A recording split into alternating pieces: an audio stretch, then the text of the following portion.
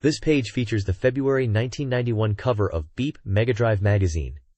It's a vibrant cover highlighting key content for the issue. Prominently featured is the announcement of the Mega Drive Academy Award winners, chosen by over 1,300 readers. As a veteran of the Mega Drive era, seeing these awards brings back memories. The winning games represent some true gems of the platform's early years. The list includes classics like the dungeon crawler Shining in the Darkness, the intense run-and-gun action of Midnight Resistance, the challenging shooter Wings of War, the fantasy platformer Valis 2 Eyes, and the technical vertical shooter Veritex. Other acclaimed titles recognized are the arcade ports Airbuster and Twin Cobra, the unique puzzle action of Volfide, and the anime-based Devil Hunter Yoko, the Seventh Bell. The list rounds out with the platformer Wardener's Forest. The cover also teases a supplement focused on catching up with new simulation games. It specifically mentions titles like the strategic powerhouse Romance of the Three Kingdoms, the detailed wargame Advanced Military Commander, the historical simulation Ambition of Caesar, the tactical battles of Bahamut Chronicle, and the classic strategy RPG Langrisser. This shows the magazine was catering to both action and strategy fans on the console. The colorful, playful artwork with the heart and characters adds a unique artistic touch to the cover. This page features a powerful image of a dragon in battle, setting the stage for a deep fantasy simulation game. The main focus is Bahamut Chronicle, a strategic title where players vie for control of the Bahamut continent in a land of swords and magic. As someone familiar with this era, Bahamut Chronicle offers complex gameplay for fans of grand strategy and RPG elements, reflected in the included screenshots showing an overhead map and a detailed character interface. It was slated for a March release at 6,800 yen. Further down, the page highlights the Sega Game Library, a unique phone modem-based game rental service available only in Japan. New additions are joining the library, expanding the selection for subscribers. Notable among these new titles are the text adventure spin-off Phantasy Star II Text Adventure, The Adventure of Canes, which delved deeper into the lore of the Phantasy Star universe, and Flipple, known internationally as a quirky puzzle game. This service provided a distinct way for Japanese players to access new experiences on the Mega Drive. Contact details and operating hours for the service's support center are also provided. This page showcases the strategic depth of the Mega Drive with Advanced Daisenryaku, subtitled Germany Blitzkrieg Tactics. This is a classic entry in the venerable Daisenryaku war simulation series, pitting players against the challenges of the European front in World War II. The artwork dramatically captures the historical setting, with infantry, tanks, and aircraft engaged in conflict, while the screenshots display the familiar hexgrid map and unit icons characteristic of the franchise. Described as a scaled-up strategic simulation, it invites players to test their tactical prowess and potentially alter the course of history. Developed by System Soft and published by Sega, this title was released for 8,700 yen in March. The page also reminds readers of the Sega Mega Drive console itself, available for 21,000 yen. This page features a festive New Year's greeting from Wolf Team, titled Happy New Wolf Year and Congratulatory Wolf Year. The image shows a beautifully lit Christmas tree and buildings at night, with a snowy landscape, conveying a warm holiday and New Year atmosphere. The accompanying text announces that Wolf Team will be releasing a series of highly anticipated titles for the Mega Drive this spring. They promise to stun players with incredibly realistic graphics and immersive sound, pushing the Mega Drive's capabilities to the maximum. The upcoming lineup will cover a variety of genres, including simulation games, SLG, role-playing games, RPG, shooting games, and action games. Wolf Team assures fans that they will have exciting releases to look forward to throughout the year.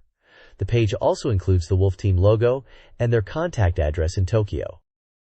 This page follows up on Wolf Team's New Year greetings from the previous page, showcasing some of the highly anticipated titles they have lined up for spring. Featured games include titles for both the Mega Drive and Game Gear. First up, listed as selling well now, is the sci-fi action game Granada for the Mega Drive, described as a super dreadnought shooting game with overwhelming full directional scrolling. Also currently selling well is Zangear for the Game Gear, a portable simulation game that recreates the Battle of Sekigahara. Scheduled for a February release is Zan, Yasha and Bukyoku, a Sengoku-era RPG simulation for the Mega Drive where players engage in battles involving sorcery and magic. Following in March is Dino Land, announced as the first pinball game for the Mega Drive, featuring dinosaurs rampaging in the Jurassic period, with the screenshot showing it is currently in printing. The page also lists the robot action game Axis, a quarter-view title known for its full directional scrolling, although this title was primarily released on other Japanese computer platforms. The page highlights Wolf Team's diverse lineup and provides their contact information for gamers. This page showcases striking artwork for an upcoming Wolf Team title on the Mega Drive, likely the previously mentioned Dino Land. The illustration depicts a large, purple pterodactyl-like creature soaring above a prehistoric landscape, with a smaller, bulbous creature perched on a rock in the foreground. The prominent blue text across the bottom reads, "The sun rises in the forest of giant Tokusa," which appears to be a descriptive subtitle or theme for the game's setting. The page features the Mega Drive logo and standard licensing text, confirming it's an official release. Below the main artwork is the Wolf Team logo and their contact information. This visual presentation strongly builds anticipation for the game's setting and creatures. This page is a promotional spread for Wolf Team's game, Dino Land, on the Mega Drive. It features vibrant artwork depicting two main dinosaur characters, a green one and a pink one, in a prehistoric setting with a volcano. The large title Dino Land is prominent, accompanied by the Japanese subtitle, Super Fighting Dragon Legend. The text describes the game as a 3D layered action pinball game, where players can explore the land, sea, and sky of the Jurassic era. It promises beautiful visuals and powerful sound effects that utilize the Mega Drive's capabilities, along with realistic elements like dynamic weather and natural disasters. The game boasts a music collaboration with the popular composer Ichiro Hata. This page is dedicated to the Mahjong game gambler self-centered faction, Masayuki Katayama's Mahjong Dojo from GameArts. It prominently features the distinctive character designs by manga artist Masayuki Katayama, who is known for his Mahjong-themed manga. The page includes several illustrations of the game's characters and screenshots of the gameplay, showing the Mahjong interface alongside character portraits. The text highlights various scenarios within the game, introducing some of the quirky opponents and situations players will encounter. It mentions facing off against characters from different schools and challenging formidable opponents, illustrating key moments with accompanying screenshots showing tile layouts and game states. The game promises engaging Mahjong action in a style familiar to fans of Katayama's work. The game is stated to be currently on sale, priced at 6,800 yen, excluding tax, on a 4-ROM cartridge. This page continues the look at the Mega Drive Mahjong game, Gambler Self-Centered Faction, Masayuki Katayama's Mahjong Dojo. It showcases the expanded roster in the Mega Drive version, adding 8 new characters to bring the total to 21 eccentric opponents. The game offers 3 modes: Clash Showdown, Mahjong Dojo, and Free Match. A strong emphasis is placed on recreating the comics world with faithful character dialogue, voice acting, and graphics. Several screenshots display gameplay moments, featuring character portraits alongside their tile layouts and colorful reactions, demonstrating specific Mahjong situations like a powerful reach or a winning hand. The page also prominently features the game's original soundtrack CD, highlighting its release and price. Illustrations of unique character groups, such as the Superhuman Legion and Kappa Brigade, underscore the game's distinct visual style and personality.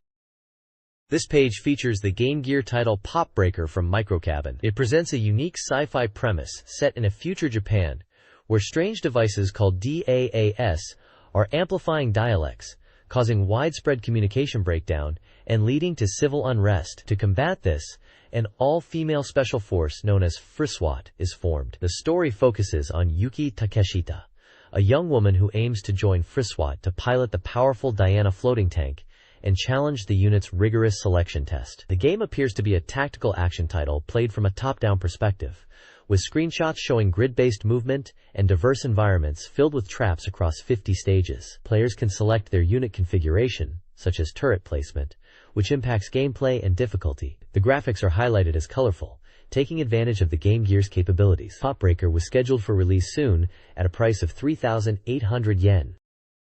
This page is an informational piece from Vantan Design Institute, focusing on their new academic department dedicated to computer creation and game software creation. It emphasizes the importance of having a sharp, creative mind, in addition to technical skills in the rapidly evolving computer and game industries. The school highlights the lack of immediately effective personnel in these fields and positions itself as providing the necessary specialized education. The page details the new Computer Creation Department Game Software Creator Major, stating it goes beyond just programming knowledge incorporating essential skills like direction, music production, producing, and character design to cultivate well-rounded creators. It serves as an advertisement for the school, inviting those interested in pursuing game creation to attend information sessions and apply. There's also information about other departments, like fashion, interior/architecture, visual design, and international studies. A prominent section announces the first Japan Game Software Contest, hosted by Vantan Design Institute,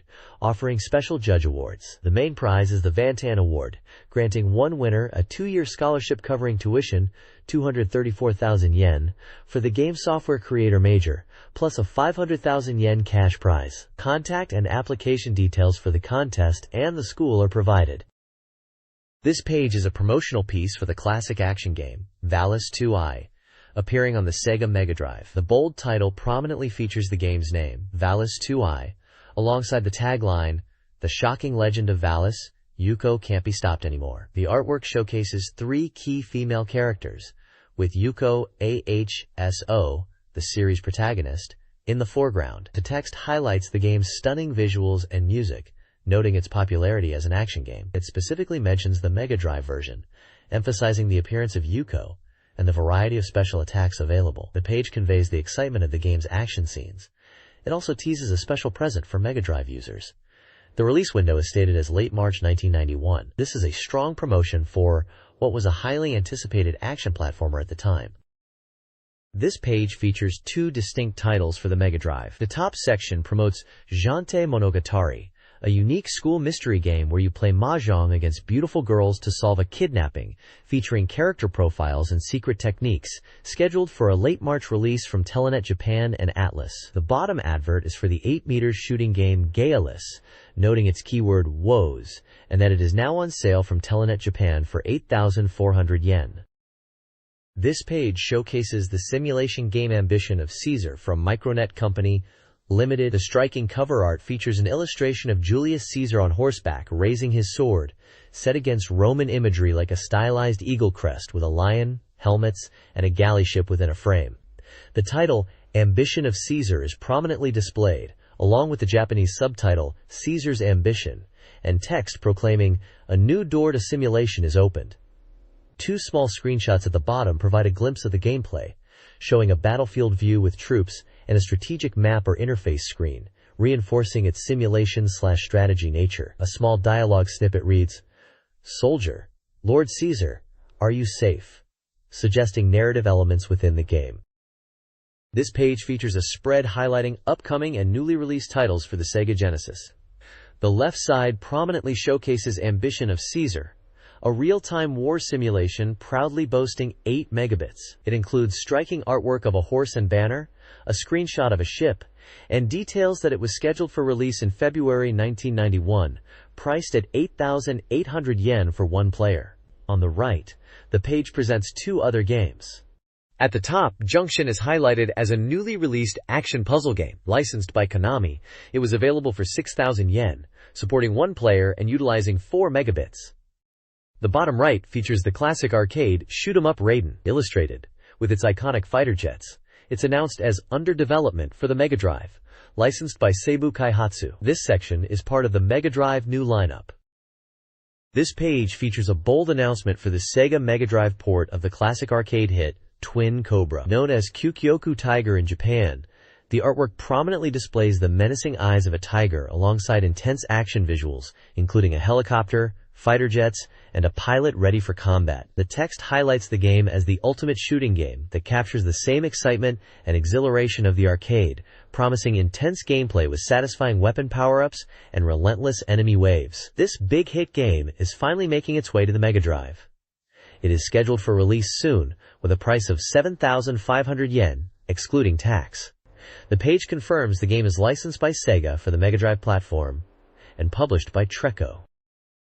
This page features the announcement for the fantasy shooting game Gainug, known internationally as Wings of War, coming to the Mega Drive. The striking artwork depicts the protagonist, a muscular, winged warrior in detailed armor, triumphantly standing on a rock while battling demonic creatures.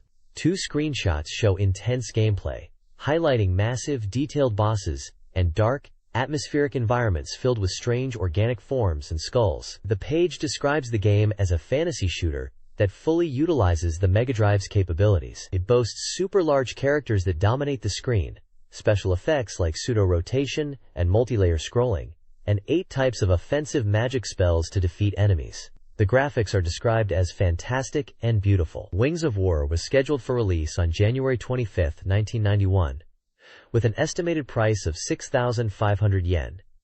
It was published by Masaya NCS. The text on the right proclaims terror shines in the darkness, fitting the game's dark fantasy theme. This page announces the arrival of the classic fantasy simulation RPG, Langrisser, internationally known as Warsong, on the Mega Drive. The striking artwork features the game's protagonist, designed by the renowned Satoshi Urushihara, poised dramatically with the legendary sword. The text highlights that the game tells a grand epic through 20 continuous scenarios. It features realistic animated battle scenes, a unique commander rule system that simplifies control while allowing for deep tactical strategy, and robust RPG elements like character leveling, class changes, and magic attacks. The presence of neutral NPCs who can influence the battlefield is also mentioned as a key feature. Warsong utilizes a 4 MB ROM cartridge and includes backup memory for saving progress. It was scheduled for release in March 1991. This page announces the arrival of the action game Devil Hunter Yoko for the Mega Drive, specifically the subtitle, The Seventh Bell. The page features charming artwork of the game's protagonist, Yoko, bundled up against the cold. Described as a dramatic action game, it was scheduled for release in late February. The game is a 4 MB cartridge with a suggested retail price of 6,500 yen. The distinctive logo and a silhouetted image of Yochiko wielding her sword are also present. This page features an advertisement for the horizontal shooter, Aeroblasters, for the Sega Mega Drive.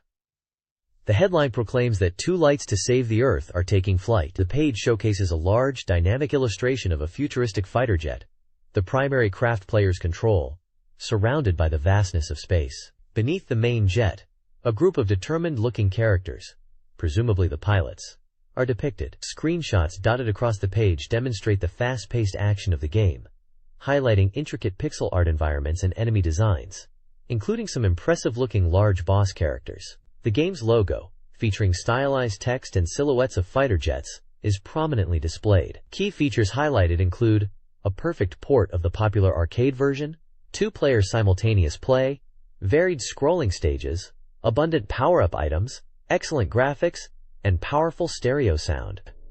The game was released on January 31, 1991, priced at 6,000 yen, excluding tax, on a 4 Mega ROM cartridge. The advertisement also includes contact information for the publisher, Kaneko Company Limited. Aeroblasters was a solid entry in the crowded Mega Drive shooter library, known for its detailed visuals and challenging gameplay. This page features an advertisement for the Sega Mega Drive RPG, Blue Almanac, known internationally as Star Odyssey. The artwork depicts a heroic figure holding a sword and an open book, surrounded by mysterious, stylized figures, against a cosmic fantasy background. Large Japanese text dominates the right side, likely the game's title and tagline. The advertisement highlights several key features of Star Odyssey. It's described as a highly authentic RPG with a completely original story. The battle scenes are said to feature full animation, with characters and backgrounds moving independently, creating a dynamic experience. Multi-layer scrolling is employed, promising impressive visuals. A notable feature is the use of voice synthesis for magic spells, adding to the game's atmosphere. The page also states a release date of April 1991, with a planned price of 8,700 yen, and mentions Kodansha as the publisher. The text confidently claims 100% anticipation for the game.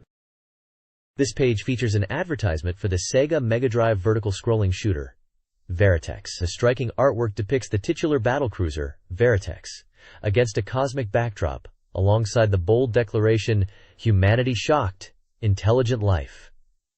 The game is highlighted for its speed and impressive multi-layer scrolling, promising a dynamic visual experience. The story sets the stage in the year 2X9X, where humanity's expansion into space leads to the colonization of planet Syracuse. However, An encounter with a huge and evil non-human entity prompts the deployment of the government's state-of-the-art exploration battlecruiser, the Veritex, to investigate. Screenshots showcase the game's diverse environments, including asteroid fields, a biological, flesh-like level, and a futuristic metallic structure, giving a glimpse into the varied challenges players will face. The page also promotes a nationwide test shooting event, where players can experience the game firsthand and compete for high scores to win prizes like Game Gear consoles and software. Details for this event are provided via a telephone service.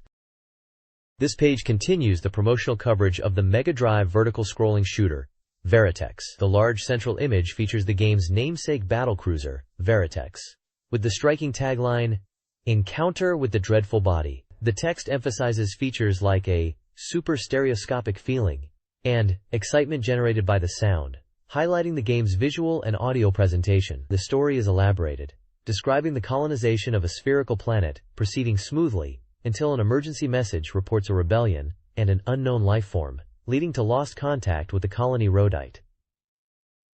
The Veritex unit is ordered to deploy, launching urgently from the carrier Mineba. Below the main artwork are 3 screenshots showing diverse gameplay areas: a metallic structure with a large boss, ground combat on a rugged surface, and space combat near a planet. The page also lists the release details for the game. It is a 4 meters Mega Drive cartridge with an estimated price of 6,800 yen, excluding tax. Scheduled for release in March 1991. The publisher is identified as Asmic, complete with their logo and address.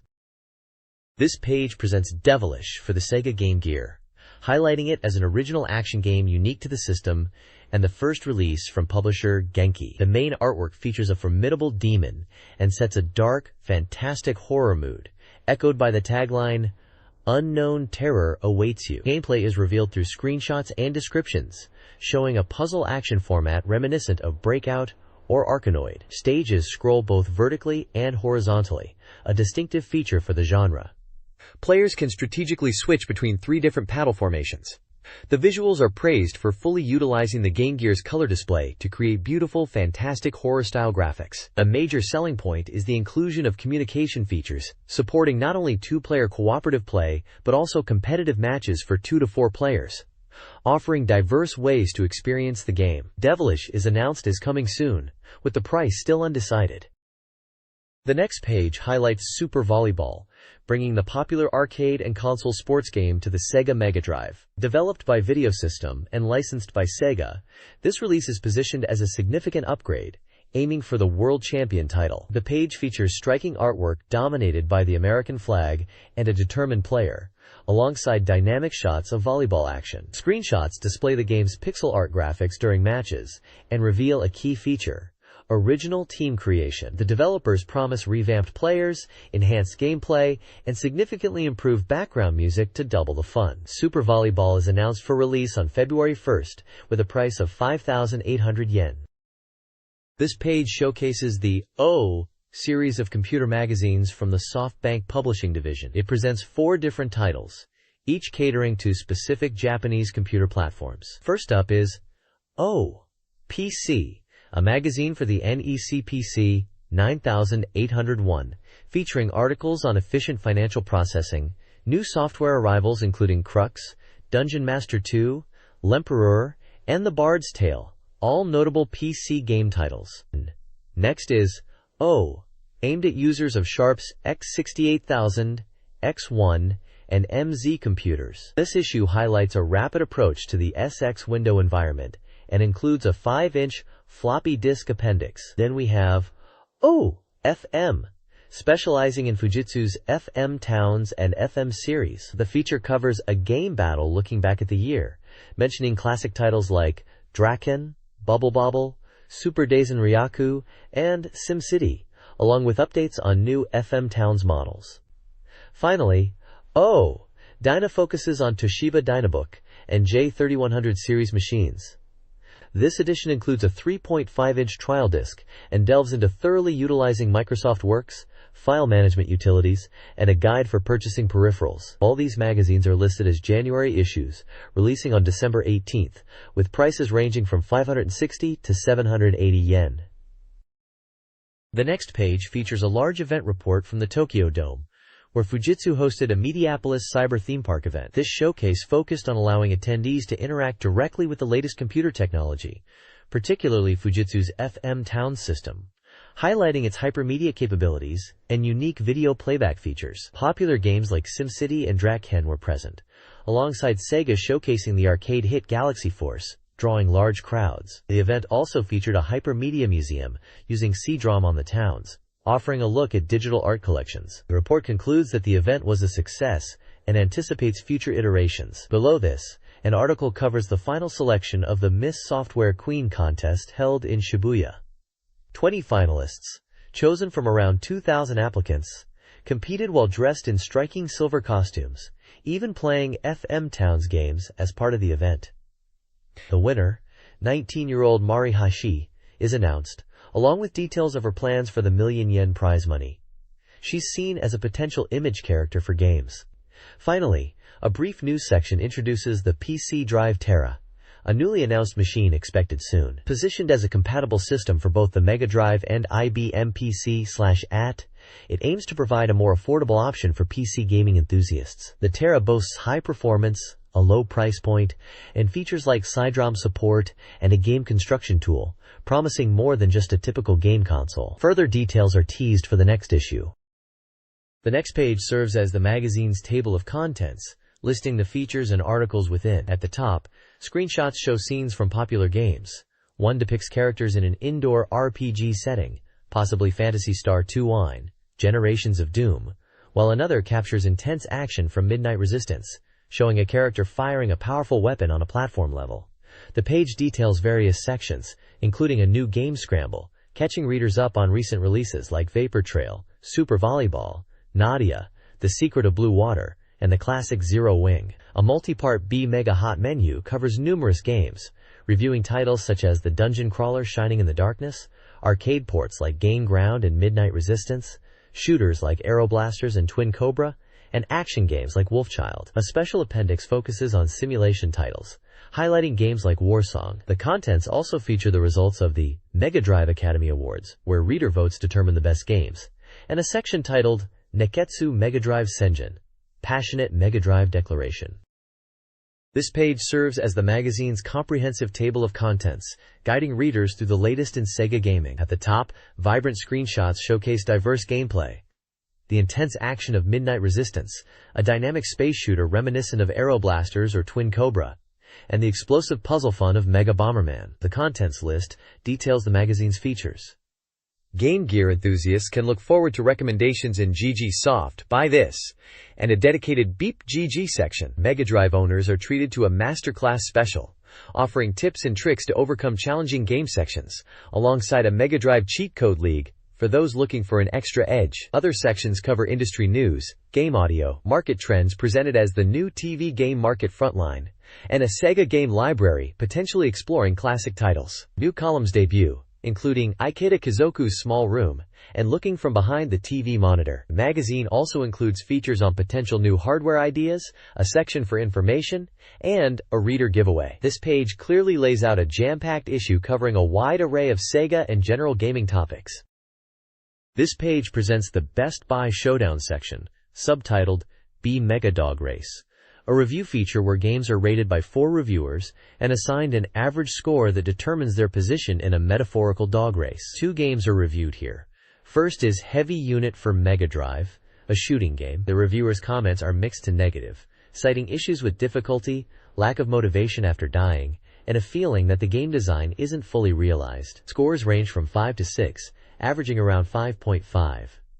The second game is Voltified, an action puzzle game where you claim territory while avoiding enemies. Reviews for Voltified are generally positive, with reviewers praising the port quality, multiple game modes, and addictive gameplay despite some preferring the original's atmosphere or noting control issues with a standard controller. Scores are higher, ranging from 6 to 8, averaging around 7.25. The page includes small portraits of the 4 reviewers, along with screenshots of both games. The unique dog race scoring system is mentioned, implying a follow-up or explanation on a later page. This month's B-Mega Dog Race feature highlights 3 more games. Xenogu, a challenging horizontal shooter with a fantasy twist, takes 3rd place. Reviewers found its dark visuals and bullet-heavy gameplay frustrating, but praised its unique graphics and difficulty, giving it scores of 6 to 8. Aeroblasters, a two-player horizontal shooter, comes in fourth. Its fun co-op mode and accessible nature made it popular, despite occasionally bright backgrounds. It received scores of 6 to 8. Bahamut Senki, a complex fantasy strategy game, secures fifth place. Praised for its depth in comparison to PC simulations, it earned consistently high scores of 7 to 8. The feature concludes with recommendations: Bahamut Senki for strategy fans, and Aeroblasters for co-op play, with Xenogu also standing out.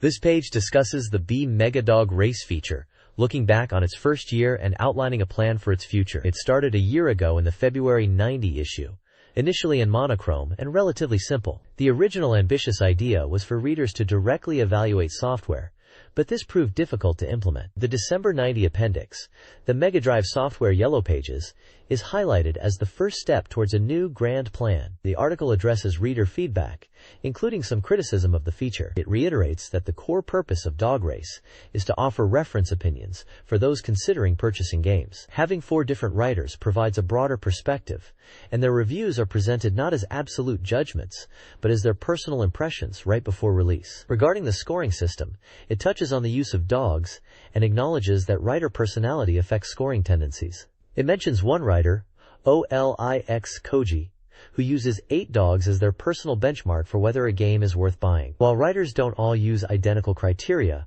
the average dog score is presented as a way to gauge if a game is potentially a good buy. For reference on past games, readers are directed back to the December appendix. This page outlines the exciting new direction for the Dog Race feature, turning it into a reader-driven endeavor. Acknowledging the limitations of the current system, which relies on just 4 writers reviewing mostly pre-release titles, the magazine is opening up the evaluation process to its readers. The goal is to systematically re-evaluate the growing library of Mega Drive software, including classics like Thunder Force 2 and Space Harrier 2, and gather a more representative score for each game from the community. Readers are invited to vote on the games they own or have played, providing a score out of 10 for up to 5 titles per submission. These votes will be compiled to create a community-driven rating system. To encourage participation, prizes are offered, including a unique collector's item and a favorite Mega Drive game for 20 winners. This new system kicks off in the April issue and will even expand to cover Game Gear titles. Beyond the voting, the magazine is also seeking new talent. One of the original Dog Race writers, known as Eno, is leaving, and they are actively recruiting for a successor to join the team. Additionally, they are looking for a new, fresh illustration for the iconic dog gauge used in the reviews, offering 5 games to the winning artist, whose design could become a symbol for the magazine. Application details for both voting and recruitment are included, showing examples of how to submit scores for games like The Revenge of Shinobi and Phantasy Star II. This page is dedicated to showcasing upcoming releases as part of the new release scramble feature, focusing heavily on the vertical shoot-'em-up game Kuga. Previously teased in the magazine, it is confirmed as a spring release for the Mega Drive at 6,800 yen. The game is highlighted as a popular arcade title, making its way to home consoles. It supports 2-player simultaneous play and features a life system, adding a familiar element for players. A key feature is the ability for players to choose from 3 distinct ship types, allowing for varied gameplay styles.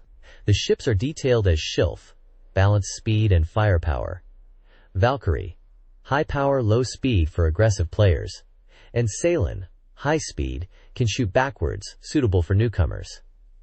Screen shots illustrate the dramatic stage progression, showing battles against ground forces including a tank mid-boss in Stage 1, challenging aerial encounters like an enemy hidden under a plane's wing and a fire tornado in Stage 2, and a mid-boss attack train in Stage 3, with further stages teased.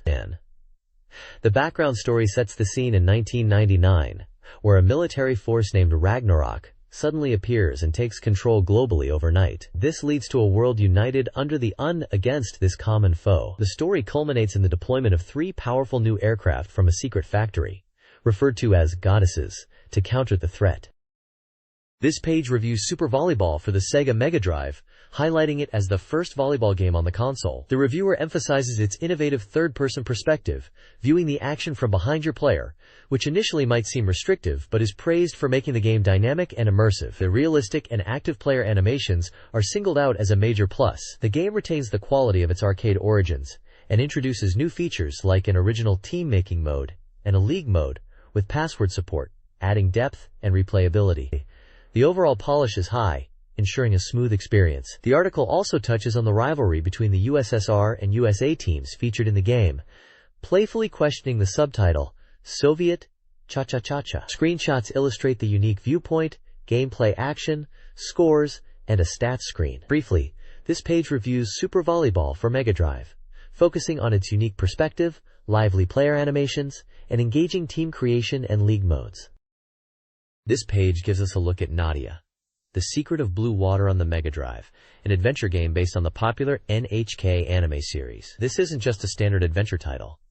It mixes in RPG elements, allowing you to form a party of up to 4 characters for movement and exploration. When the action heats up, particularly during aerial segments, the gameplay shifts into an action mode. The story closely follows the anime's plot, starting in Paris in 1889 and spanning a global adventure across diverse locations, from the Eiffel Tower to mysterious islands, Egypt, the deep sea, and even the sky.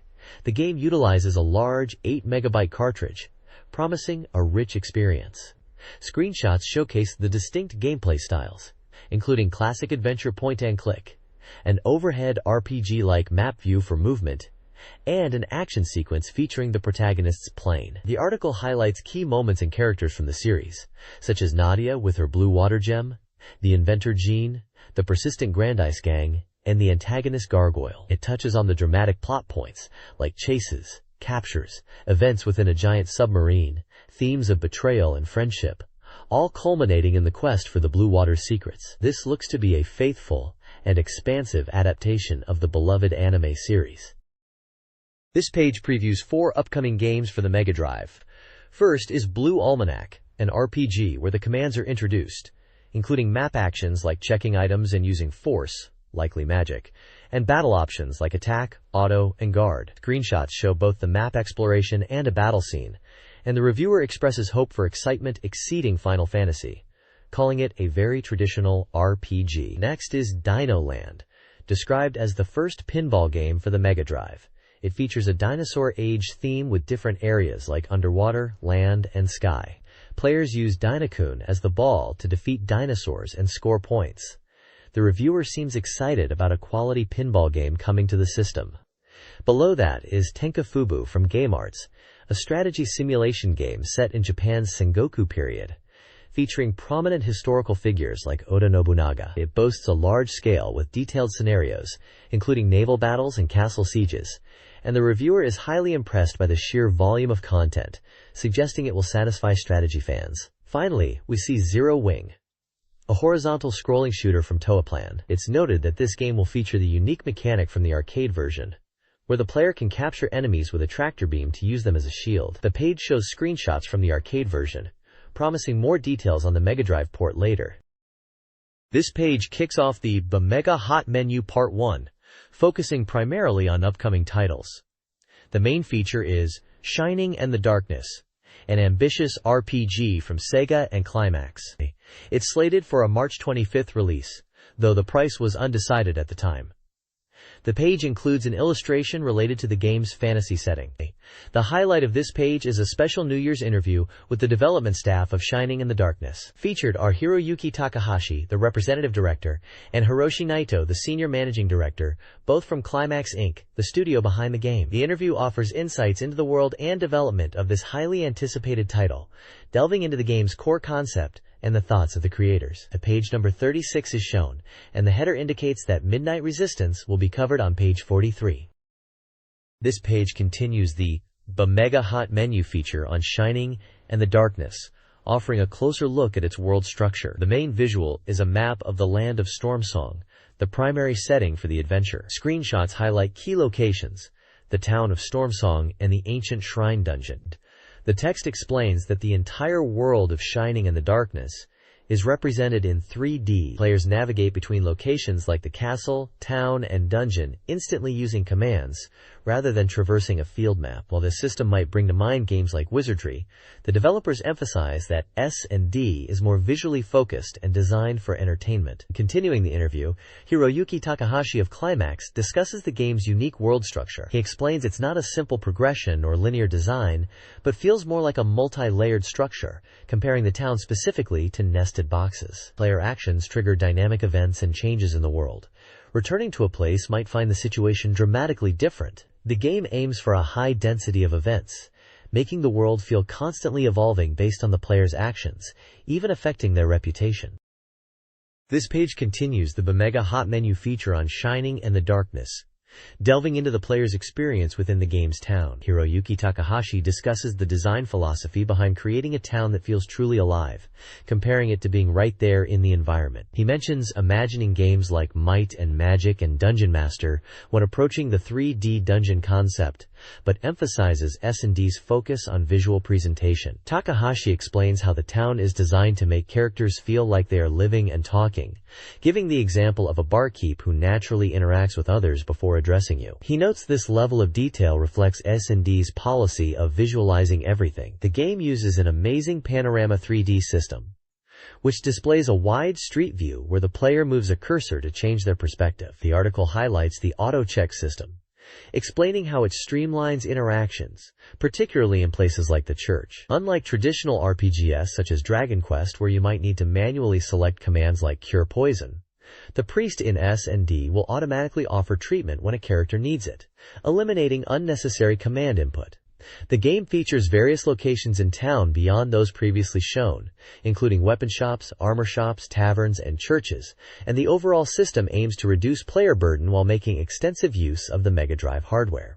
The large screenshot provides a panoramic view of the town street, illustrating the breadth of the Panorama 3D system. This page continues the focus on Shining and the Darkness, highlighting the tavern as a central and inviting location within the game's town. The developers emphasize their commitment to designing from the user's perspective, creating a place that feels alive and doesn't cut corners on detail. The text describes the dynamic tavern scene, where characters are constantly moving and interacting, creating a lively atmosphere. It's even compared to the famous tavern from Star Wars, intended as a relaxing spot where weary players can unwind. This level of detail required significant memory, but is considered a standout feature. Screenshots illustrate interactions within the tavern, showing the player selecting the bell and talking to the proprietress. A developer, identified as Naito, reinforces that the game was built prioritizing the user experience and suggests the intuitive design means a manual isn't necessary. A panoramic street view at the bottom shows different buildings like the weapon shop, tavern, and armor shop, explaining how building names appear as you scroll past. The overall presentation and controls aim to be visually impressive and simple to understand. This page dives into the innovative shop system in Shining in the Darkness. Unlike most RPGs that just use text menus, this game visually displays items with graphics and prices when you interact with the shopkeeper, making the shopping experience feel much more tangible and immersive. Screenshots show the interior of the weapon shop, featuring the bearded shopkeeper and items lined up on shelves. Dialogue bubbles guide the player through the process of selecting items. Developer Mr. Takahashi explains the significant effort behind this system, aiming to recreate the feeling of physically browsing and choosing goods. He notes that the design, including the ability to sell items, was complex. Furthermore, items can wear out, requiring repair, adding a layer of strategy and risk that the developers wanted players to experience, even if it's a bit of a hassle. Finally, the page hints at a feature called Hidden Gems, where the shopkeeper might offer exclusive items when you're about to leave, rewarding attentive players. This focus on detail and interactive systems aligns with the game's overall design philosophy seen in other areas, like the lively tavern. Developers of Shining in the Darkness are focused on streamlining gameplay for its March 25th release. Despite battling memory limitations while finalizing environments, the team prioritizes speed, particularly with icon-based controls. They've worked to eliminate slowdown, ensuring quick icon appearances and window openings. The game's interface relies entirely on icon commands, optimized for ease of use, including magic actions like attack and heal. These icons animate onto and off the screen for visual flair. The developers believe this fast, intuitive system is a key feature. Furthermore, the game's visual presentation is designed to appeal to both Japanese and international audiences. This page continues the discussion about Shining in the Darkness, featuring a dynamic illustration of a character in combat. The text delves into the game's design philosophy, particularly regarding dungeons. The developers wanted maps that offer a genuine challenge and satisfaction, not just large or branching layouts, incorporating puzzles and traps to make exploration meaningful. Drawing inspiration from games like Dragon Quest II. A key point emphasized is the desire for players to not just purchase the game, but to play it through to the very end. The goal is to create an experience that keeps players engaged. The visuals are highlighted as aiming for broad, international appeal, intentionally moving away from overly niche anime styles and drawing influence from Disney animation to create timeless, universally appealing characters. The page showcases character designs for Princess Clea, the King of Stormsong, and Dragonute Kamusin, reinforcing the focus on individual, memorable characters designed for a worldwide audience. This page showcases two different publications. The top section promotes Game Boy Life Volume 2, a specialty magazine focused on Nintendo's handheld. It promises a comprehensive guide to 54 Game Boy software titles, including classics like Ultraman Club, Double Dragon, Kirby's Dream Land, listed here by its original name Pitman, Mebius, and Cosmotank. Highlights include the results of the first reader-voted Game Boy Awards, a historical feature on the system's evolution, and a shopping guide. The magazine is priced at 380 yen. The bottom section features the Falcom magazine, a MOOC from SoftBank. This publication dives deep into the world of Falcom games, offering an extensive guide to 53 scenarios from Sorcerian, covering versions from PC to the Mega Drive. It also includes features on new Falcom releases, the history of the renowned Dragon Slayer series, a complete discography and interview with the JDK band, a fan-voted top 10 list of Falcom games, and a guide covering domestic and international Falcom titles. The Falcom magazine is priced at 680 yen and features striking fantasy artwork, likely from one of their series. This page is dedicated to the Data East action shooter, Midnight Resistance. Published by Data East and slated for release in spring, this faithful 8MB port of the arcade hit brings explosive shooting action to the Mega Drive. The preview highlights the anticipation for Data East's entry into the Mega Drive market, praising the game's intense action and the quality of the port, expected around February or March. The background story introduces the villain King Crimson, who has manipulated people into the Crimson Army after kidnapping scientist Drive Yen. The heroes, Yen Daiichi and Yen Kuji, known internationally as Brad and Paul, leaders of the Tokyo Resistance along with Stacy, acquire powerful weapons to confront King Crimson, heading north towards Tokyo. Stage 1, the Capital Highway, is described as a relatively short introductory stage, with weaker enemies, serving as a good place to get used to the controls. A hint is given to stick with the Jeep and head towards the Red Warehouse. Screenshots showcase the game's look, including the title screen, the highway level with Jeeps, a warehouse area leading to the armory, and a boss battle against a mobile tank. Small tips are included, such as how to handle enemies when dropping down, or tactics for the boss fight. This page serves as a guide for Stage 2 of Midnight Resistance, the Tokyo Tower underground base, and highlights the armory visit after clearing Stage 1. It advises checking the rightmost weapon case first in the armory as its contents vary, recommending the flame shot and homing missile if a supercharger isn't available. A small table shows the types of weapons available in cases 16 and their key costs. Stage 2 begins with waves of Crimson Army soldiers, who are easily dealt with after powering up. The guide suggests entering the base through a manhole, shooting enemies below, while descending. Tactics for dealing with enemies in narrow passages and machine gunners are provided, noting that diagonal shots are effective against the latter. It also mentions that moving platforms can be destroyed with a single homing missile. Encountered enemies include Grenadier soldiers, best defeated from below after clearing weaker enemies. The mobile tank from Stage 1 reappears.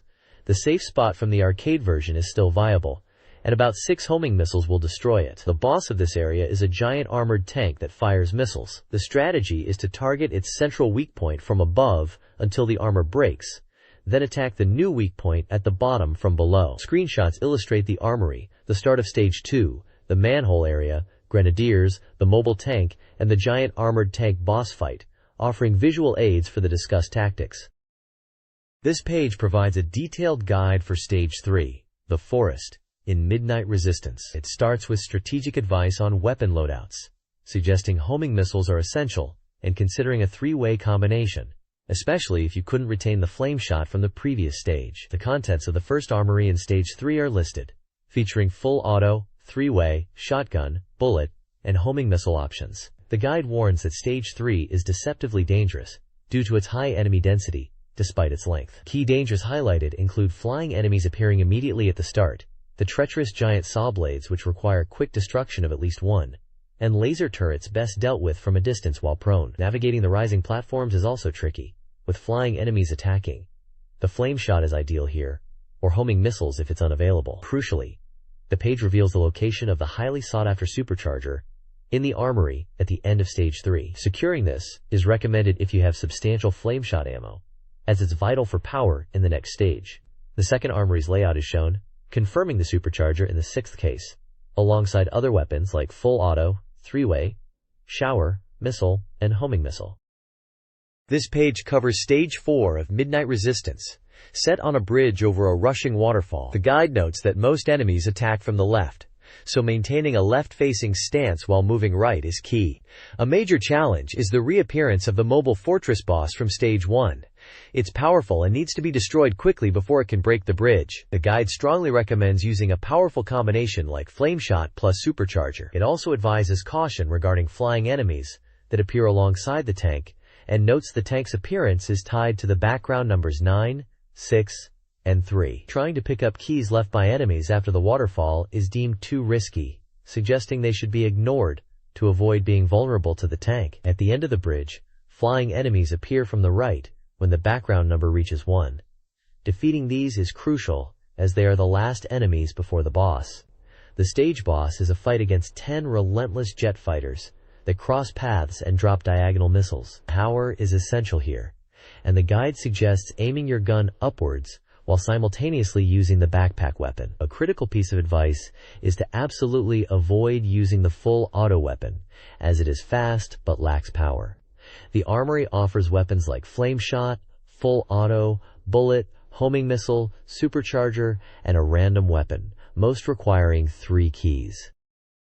This page continues the journey through Midnight Resistance, moving into the later stages of the game. Stage 5 is a significant shift, taking place in a cold metallic base fitting for the villain, King Crimson. This stage introduces challenges like a large combat helicopter and electromagnetic barriers, intensifying enemy attacks. The boss here is the Generator Man, a foe seemingly powered by electricity. Following this is Stage 6, where the environment transitions from rocky areas to reinforced metal walls, as the Crimson Army mounts an assault. This stage features a notable moment where King Crimson appears on screen, taunting you by showing the captured forms of your father, mother, and sisters, adding a strong narrative drive.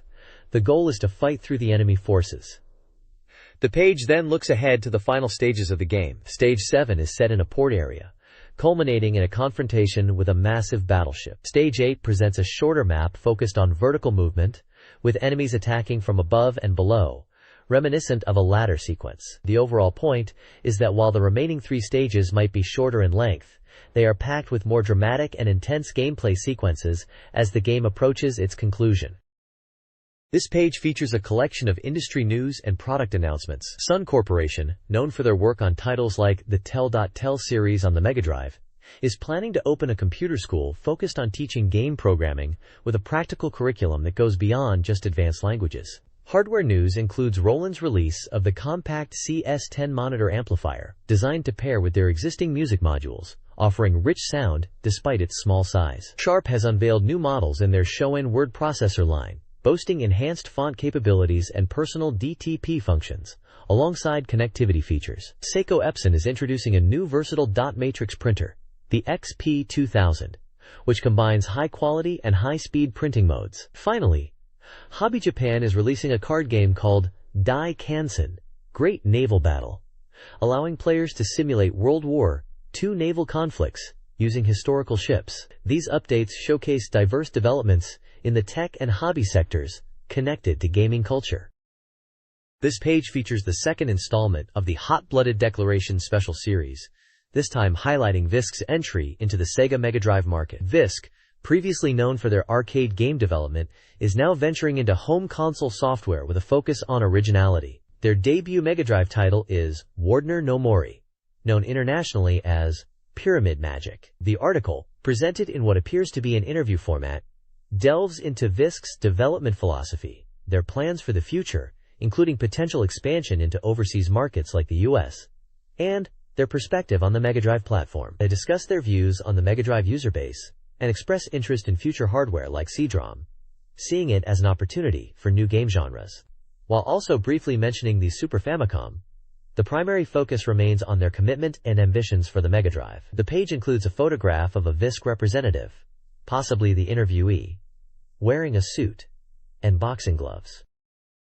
The next page continues the deep dive into VISC's move into the Mega Drive market, featuring an interview with development manager Yasuhisa Itoi. He discusses the origins of their Mega Drive debut, Wardner no Mori Special, known internationally as Pyramid Magic Special.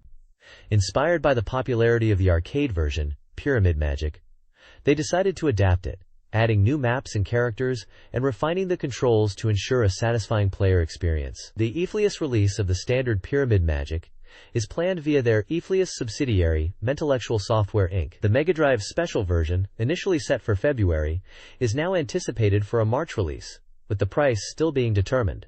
Itoi outlines VISC's development philosophy, prioritizing high quality over rapid quantity, aiming to create impactful games, even if it takes more time. Looking ahead, they plan to develop 2 more titles after Pyramid Magic Special, including a shooting and a sports game. The page also includes a company history timeline, highlighting key milestones like their founding, establishing a development department, and releasing games such as the Famicom versions of Dash Yaru, Twin Eagle, and Rush Your Up, alongside their arcade output. Photos show Mr. Itoi and the bustling VISC sales office. This page features the magazine's Sound Club column, Volume 15, focusing on house music. The main title declares, "It's hard to get into, but once you're hooked, you can't get out. That's house." The article explains that house music is difficult to define, but can be understood as music packed with various interesting and cool sounds. It discusses the genre's crossover with rap and hip-hop, noting it's often considered part of the same scene but is better viewed as a type of musical mix. The writer notes that even music heard in commercials, like the Vermont Curry jingle, incorporates elements of house. A section highlights recommended house music albums and artists, including Technotronic, Adamski, The Todd Terry Project, a YMO remix by Pete Lorimer, Fab's Thunderbird Are Go, Snap, 808 State, and the compilation series Warehouse Raves. The descriptions provide brief insights into each release, mentioning influences, production methods, or notable tracks.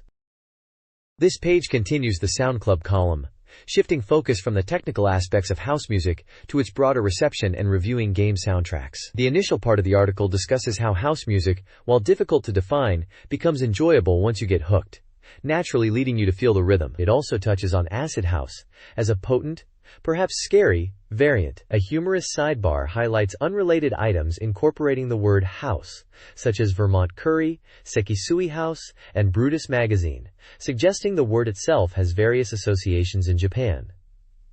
The main section features Game Music Review, covering several notable releases. The review for the Konami Special Music Senryo Bako compilation praises its variety, including arrangements from Game Boy and PC Engine titles like TMNT and Gradius, and highlights vocal tracks and bonus items. The soundtrack for the arcade game Dark Seal, known internationally as Gate of Doom or Wizard Fire, is noted for its unique sound, including unusual clarinet parts and arrangements that blend fusion and rock, with the reviewer commenting on the addition of English vocals. The review for the mahjong game Gyawambura Jiko Chushinya Special Box soundtrack finds it enjoyable, mentioning the theme song and how it captures the game's feel without losing its nori or vibe. Finally, the symphonic suite for Dragon Quest IV, performed by the London Philharmonic, is lauded for its sophisticated performance and the atmospheric video featuring Warwick Castle, with particular praise for the impactful horse racing scene. The next page features an interview with Game Arts regarding their entry into the Mega Drive market, following up on the previous issue's interview with Taito. The interviewer is Jam Ojisan Yasuda Yoshimi, a game critic, speaking with Mr. Tetsuya Uesaka, Game Art's director and head of the first development department. The discussion covers Game Art's reasons for bringing their games to the Mega Drive, their initial impressions of user feedback, particularly for their game, Gyawambura Jiko Chushinya. They note the significant positive reaction received for the game on other platforms, and express interest in seeing the Mega Drive version's reception. They also discuss their strategy in the evolving console landscape, considering the release of the Super Famicom, Super Nintendo. Game Arts touches upon the strengths of different hardware platforms, like the Mega Drive and PC Engine, how they see the market diversifying, and the importance of developing software tailored to each system's capabilities. They seem enthusiastic about the Mega Drive's potential and are thinking about how to best position their games across various systems. This page continues the interview with Game Arts, focusing on their initial push into the Mega Drive market, featuring Mr. Takeshi Miyagi, director and head of the second development department. 3 screenshots are displayed, representing their first 3 planned releases. The first is for Gyawambura Jikochu Shinya, a mahjong game, followed by Alicia Dragoon, a visually impressive vertical-scrolling action shooter described as having 13 stages. The third is Tenka Fubu, a simulation game likely set in feudal Japan.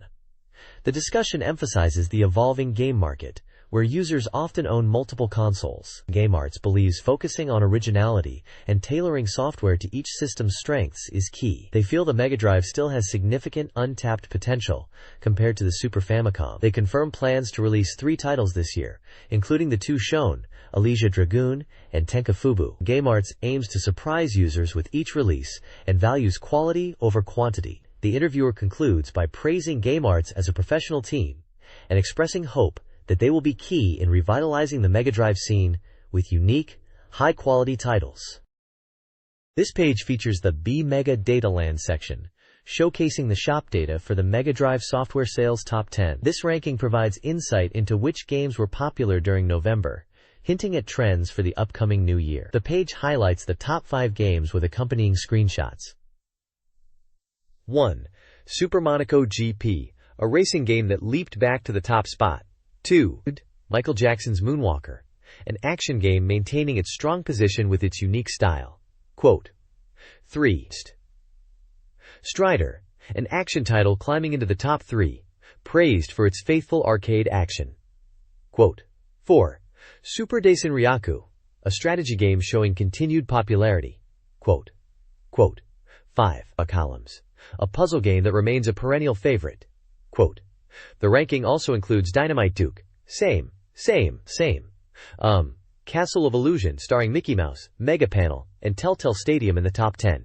The data compiles sales results from various collaborating stores in major cities, from November 1st to November 30th. This page presents game popularity data across 2 distinct categories. The top section covers shop data for the video game top 5, focusing on arcade titles. Final Lap 2 holds on to the number 1 spot, followed by Super Monaco GP, Glock, Air Battle, Space Gun, and US Navy, which are all new entries in this specific ranking, bumping off previous titles. Commentary notes Final Lap 2's continued dominance and the influence of the Mega Drive version's popularity on the arcade rank of Super Monaco GP. Glock dropped slightly, but demand for a Mega Drive port is high. The larger section is user data, showing the Mega Drive popularity top 20 based on reader surveys. Thunder Force 2i maintains a strong lead at number 1 with a significant gap to second place. Phantasy Star 2 secures the second spot, praised for its characters, while Super Monaco GP is popular among users as well, taking third. Other high-ranking titles include The Revenge of Shinobi, Afterburner 2, Super Daisen Ryaku, Strider, Columns, and Ghouls and Ghosts. The data represents a compilation of reader responses over the preceding months, with older data being cycled out as new surveys are added. This page features user data, showing the top games readers are anticipating and the top games they want ported. First, we have the anticipated new games top 20 list. Topping this list is Advanced Military Commander 2, followed by Aeroblasters and Sangokushi Retsuden. Ransei no Ayutachi. Shining in the Darkness is also highly anticipated at number 4. This list highlights upcoming titles that readers are most excited about. Next is the games users want ported top 20. The top spot goes to Final Fight, a popular arcade beat-em-up. Valkyrie no Densetsu is second, showing a desire for Namco titles. The Gradius series is also highly desired, securing the third position, indicating strong demand for classic Konami shooters on the Mega Drive. Below the rankings is the software maker communication section, where developers like Sega, Taito, NCS Masaya, Kaneko, Toaplan, and Video System share messages, often offering New Year's greetings and hinting at their upcoming plans or titles. It gives a glimpse into the mindset and activities of the key players in the Mega Drive scene at the time.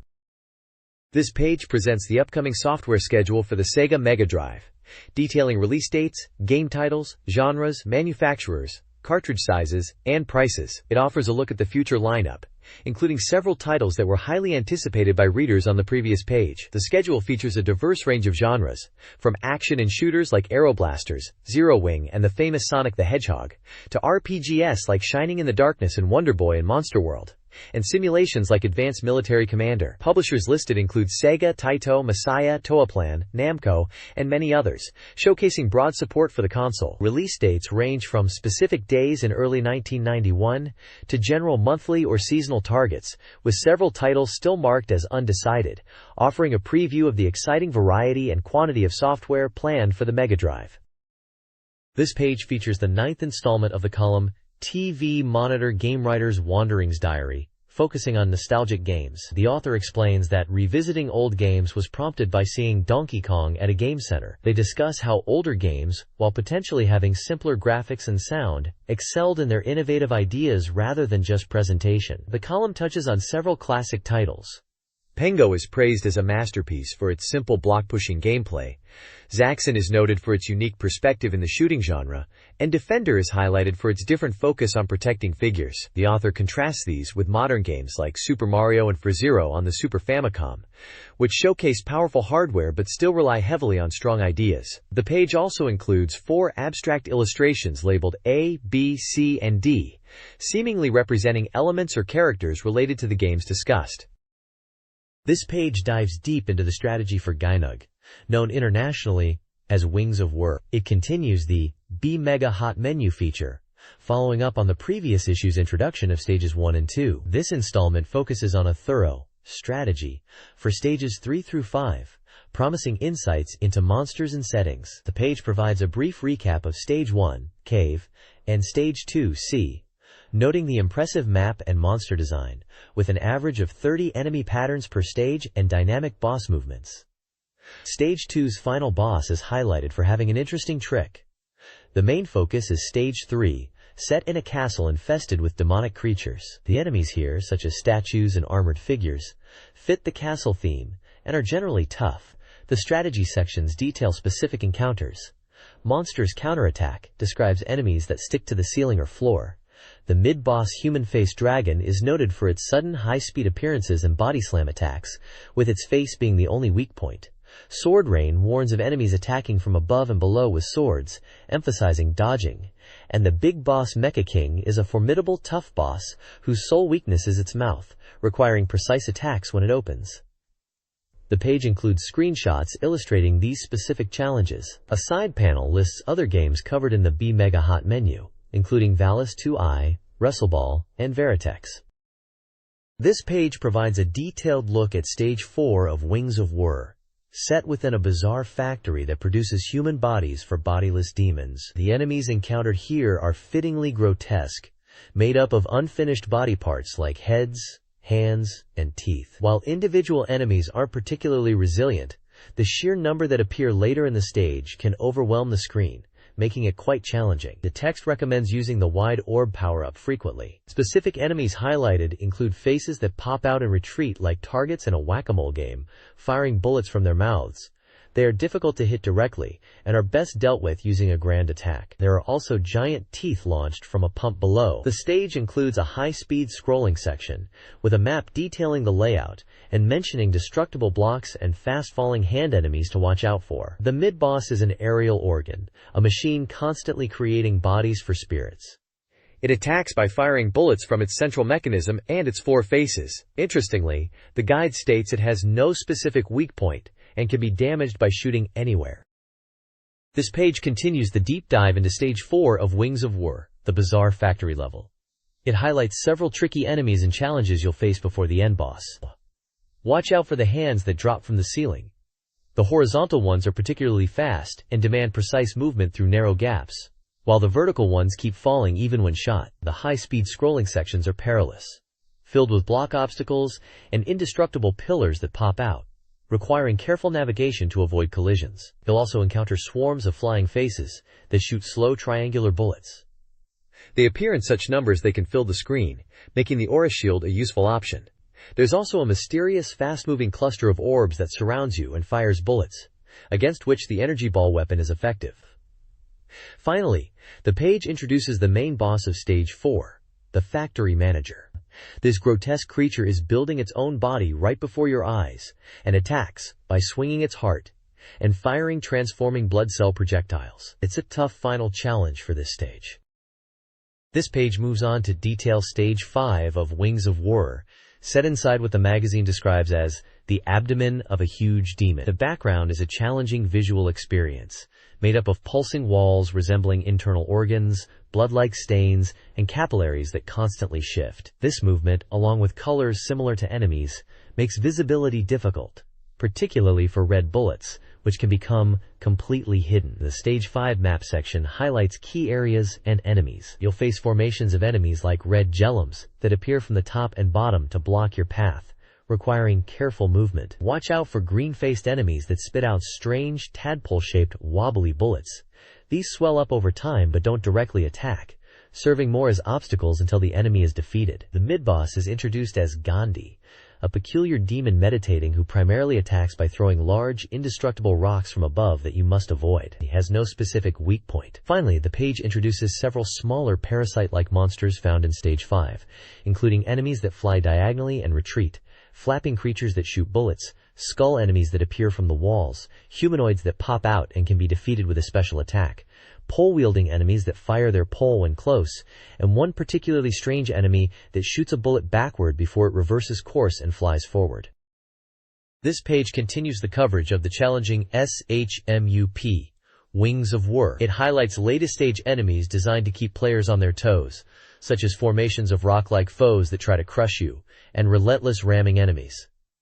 The advice is clear: prioritize evasion before attacking. Pay special attention to enemies that unexpectedly appear from behind, a unique threat in the later stages, though their predictable movement at the screen edge makes them manageable for seasoned players. The Big Boss Queen is revealed as a grotesque, bullet-spewing monstrosity, but the magazine points out a key weakness: her face. Striking preemptively is presented as a highly effective strategy, not only for her but potentially other bosses. Finally, the page transitions to Stage 6, the game's finale set amidst stormy clouds. This stage throws a gauntlet of mid-bosses and bosses at you, but defeating them yields crucial power-ups. The ultimate boss is described as visually repulsive and incredibly durable, yet possessing a surprisingly simple attack pattern. The magazine confidently asserts that anyone who has conquered the preceding bosses is equipped to handle this final challenge, urging players to attack persistently. The concluding image dramatically announces the last battle. This page dives into the strategic action game, Gain Ground. It introduces the premise: rescuing people trapped in a rogue combat simulation. The magazine emphasizes that success requires more than just brute force. Strategic thinking is key, especially beyond the first few rounds. The guide offers essential advice for newcomers. First, it stresses the importance of rescuing all stranded allies, even if it means leaving enemies alive temporarily. Clearing a stage prematurely by defeating all foes before rescuing everyone is a common pitfall. Second, having a diverse team of rescued characters is crucial. Different weapon types and abilities are invaluable for handling unexpected situations. Third, pay close attention to each character's weapon trajectory and range, as subtle differences, like those for the character Betty, significantly impact gameplay and enemy targeting. Finally, mastering the game requires careful observation of the entire map before starting a stage. Analyzing enemy types, locations, numbers, and terrain helps you select the optimal character for the situation. This strategic planning is what makes Gain Ground deeply rewarding. Screenshots show various gameplay scenes, highlighting characters, enemies, and rescue points. Character portraits at the bottom feature Vernal Grow Knight and Mayhem, showcasing some of the unique individuals you can control. This guide covers Gain Ground's Round 2, Stages 3 to 10, detailing the escalating difficulty as levels transition indoors and enemy placement becomes more strategic. Rescuing 8 additional allies in these stages is crucial for offensive power. Each stage is previewed with screenshots and descriptions, highlighting enemy types and terrain challenges. Notably, Stage 7 introduces the teleporting sorcerer, a formidable enemy that fires projectiles. The guide recommends using weapons with high projectile speed to counter them.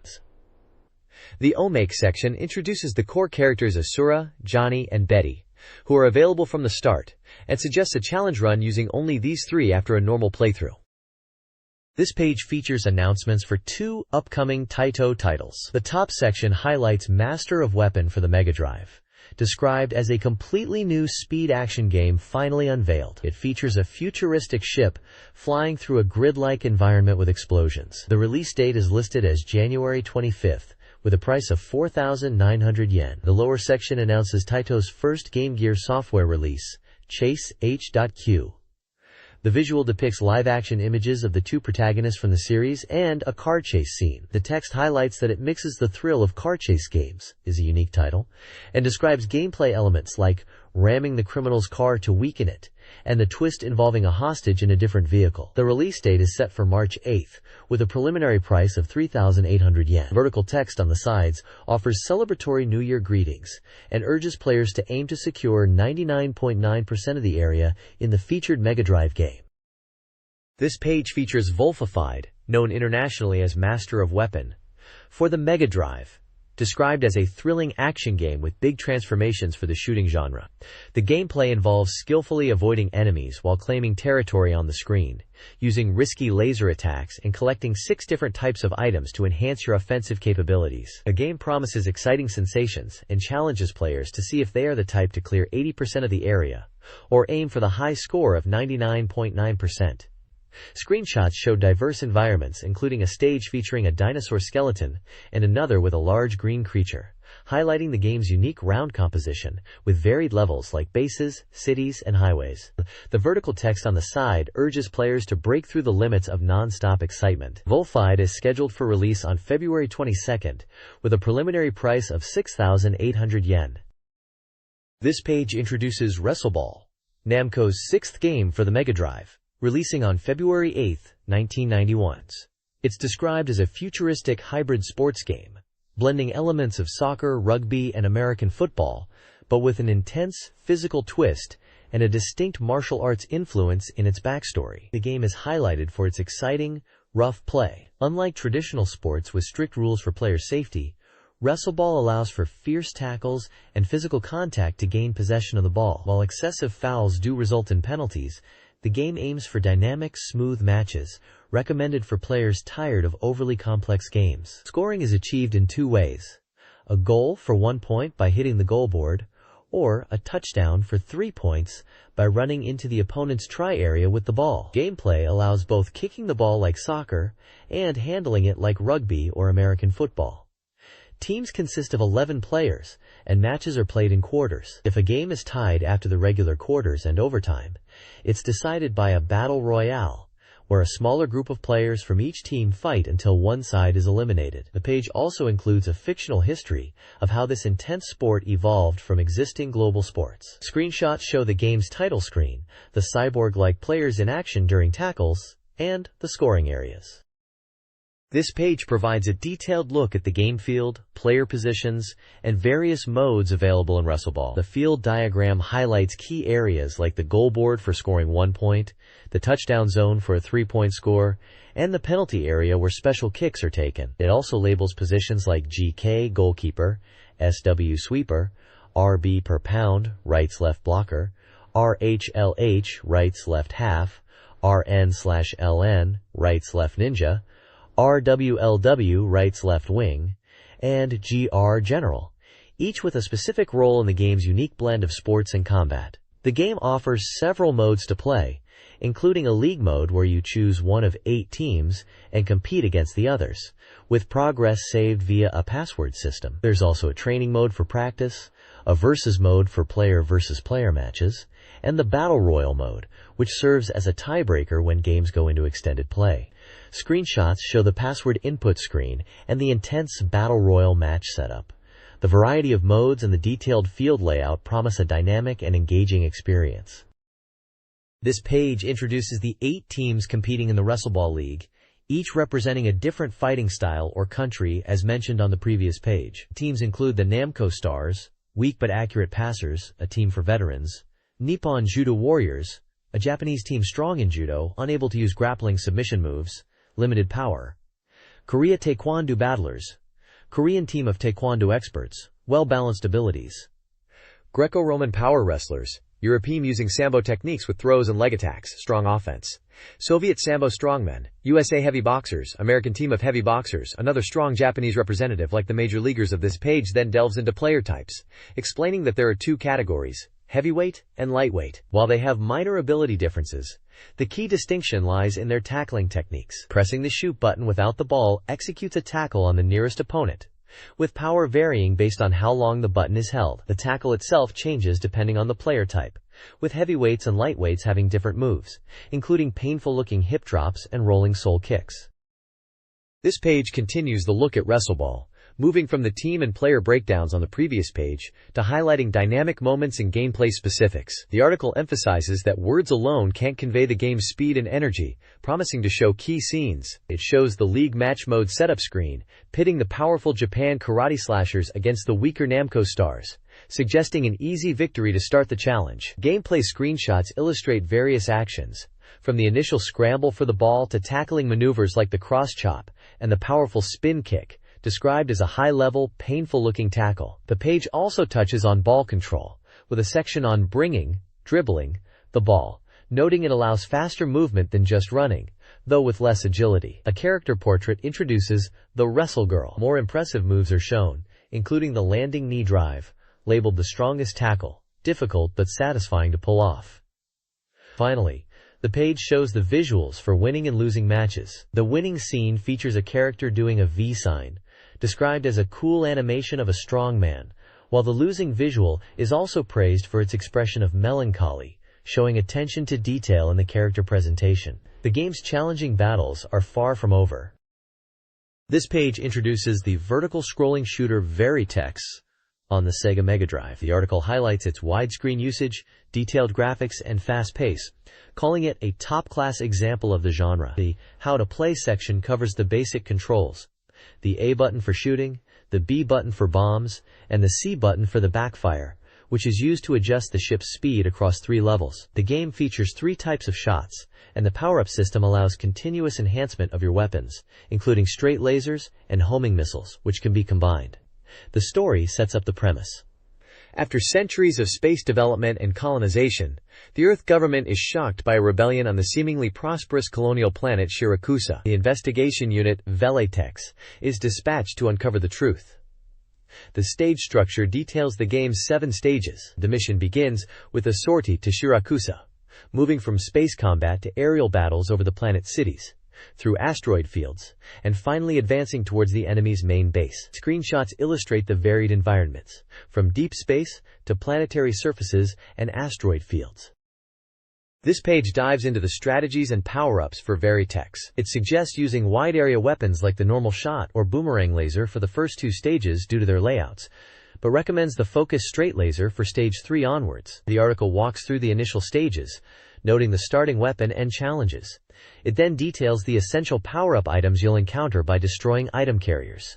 These carriers are fast and tricky to collect safely, so timing is key. Beyond the standard shot types, normal, straight laser, boomerang, homing missile, the page introduces the bomb, stockpiled 3 at a time, the powerful forward-firing napalm, and the shield.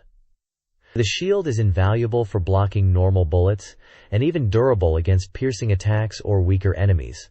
But be warned, it disappears upon clearing a stage, leaving you vulnerable at the start of the next. Mastering item collection and weapon switching is crucial for success in this challenging shooter. Veritex's strategic breakdown focuses on the initial stages. Stage 1, Space Battle, throws players into a dangerous environment with swarms of enemies and a tough mid-boss and boss, Babel Seryu, with complex movements. The stage emphasizes the importance of early power-ups, especially the missile and shield, and advises immediate use of the bomb weapon at the start. Stage 2, Rush to Syracuse is set on a floating continent. The stage presents a trailer-like ship and rear attack threats. The 1 point for Stage 2 highlights the crucial role of the shield power-up. Shields are frequently found, protect against bullets, and offer an early warning against devastating rear attacks, making it almost impossible to survive without them. Power-ups are abundant in this stage. This page is a reader section for Beep Mega Drive, titled Beep Land, featuring reader contributions and reviews. The main focus is on reader comments and impressions of Toaplan's challenging vertical shooter, Truxton, known as Tatsujin in Japan. Readers praise the game's relatively accessible difficulty for a Toaplan title, finding it very enjoyable. They highlight the satisfying gameplay, the strategic importance of weapon power-ups from the start, and specific weapons like the Superfire, Wide Shot, and Shark Beam, noting the impressive visual effects of the Superfire. The game is compared favorably to other Toaplan titles like Twin Cobra, particularly regarding its pace and tension. The review section, titled D, encapsulates these positive reader experiences. The game's release details, including its price and November 2nd release date, are also noted. Further down, the Beepland section sets the theme for the next issue's submissions, calling for reader input on the Sega Mega Drive title, Elemental Master. The page features charming illustrations related to the Beepland theme, depicting characters and snowmen. This page contains reader-submitted reviews and illustrations covering games such as Castle of Illusion and Granada. This page presents a collection of reader feedback and comments directed at the game industry, primarily focusing on the Mega Drive. Readers express their desires, criticisms, and observations. One major theme is the call for Namco to port more of their classic arcade hits to the Mega Drive, lamenting the lack of games like Galpus, Grobda, Alien Syndrome, Baraduke, and Toy Pop compared to ports available on other systems like the PC Engine, while mentioning games like Legend of Valkyrie and Dangerous Seed. There's also discussion about Sega's RPG efforts, with anticipation for titles like Shining in the Darkness, Shining Force, and Phantasy Star. Readers discuss the strengths and weaknesses of games like Valis 2i, suggesting improvements for the Mega Drive version. The smaller section, titled Pin Talk, features more casual reader comments, including finding specific game locations and opinions on magazine features like the Beep Mega Drive Junior attachment. Finally, an apology section addresses corrections needed from a previous issue, including fixing game titles like Midnight Resistance, clarifying copyright information for Dangerous Seed, and updating release dates for Gaieres and Gainground. Small illustrations and character doodles are scattered throughout the page, adding a personal touch from the readers. This page announces the winners of the Unipack Game Character and Idea Contest, which was based on the project Final Dice. Prizes ranged from a Sony Discman for first place to Beep magazine files, RPG encyclopedias, and MD miniatures for other winners. Numerous readers across Japan were recognized for their contributions, with lists of winners provided for each prize category. The page also features the winners of the December issue's reader giveaway, awarding various games and items like Dynamite Duke and Shadow Dancer to dozens of readers. Reader submissions for upcoming issues are highlighted, inviting contributions to the Bin Talk section for general interesting anecdotes, and an illustration corner specifically for reader artwork drawn in black pen.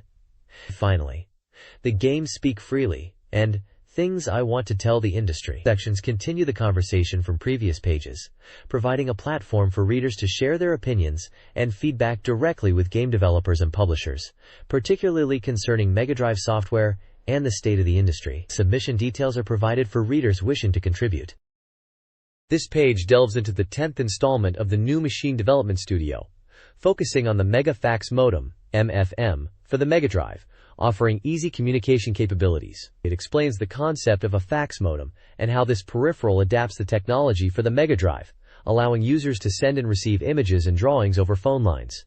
The article details the system's setup, comprising 3 main parts and 2 configuration levels.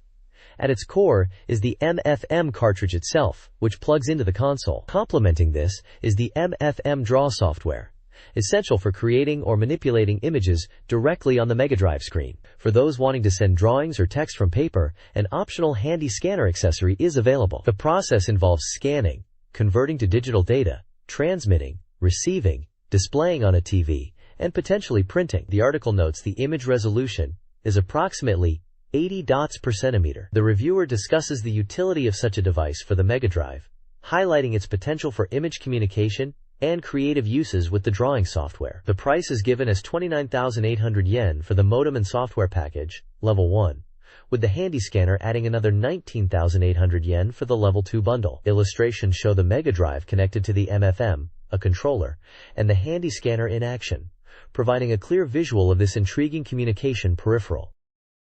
This article reviews Game Gear software released between October 1990 and February 1991. It examines 8 titles, offering a nuanced perspective through interesting and boring ratings.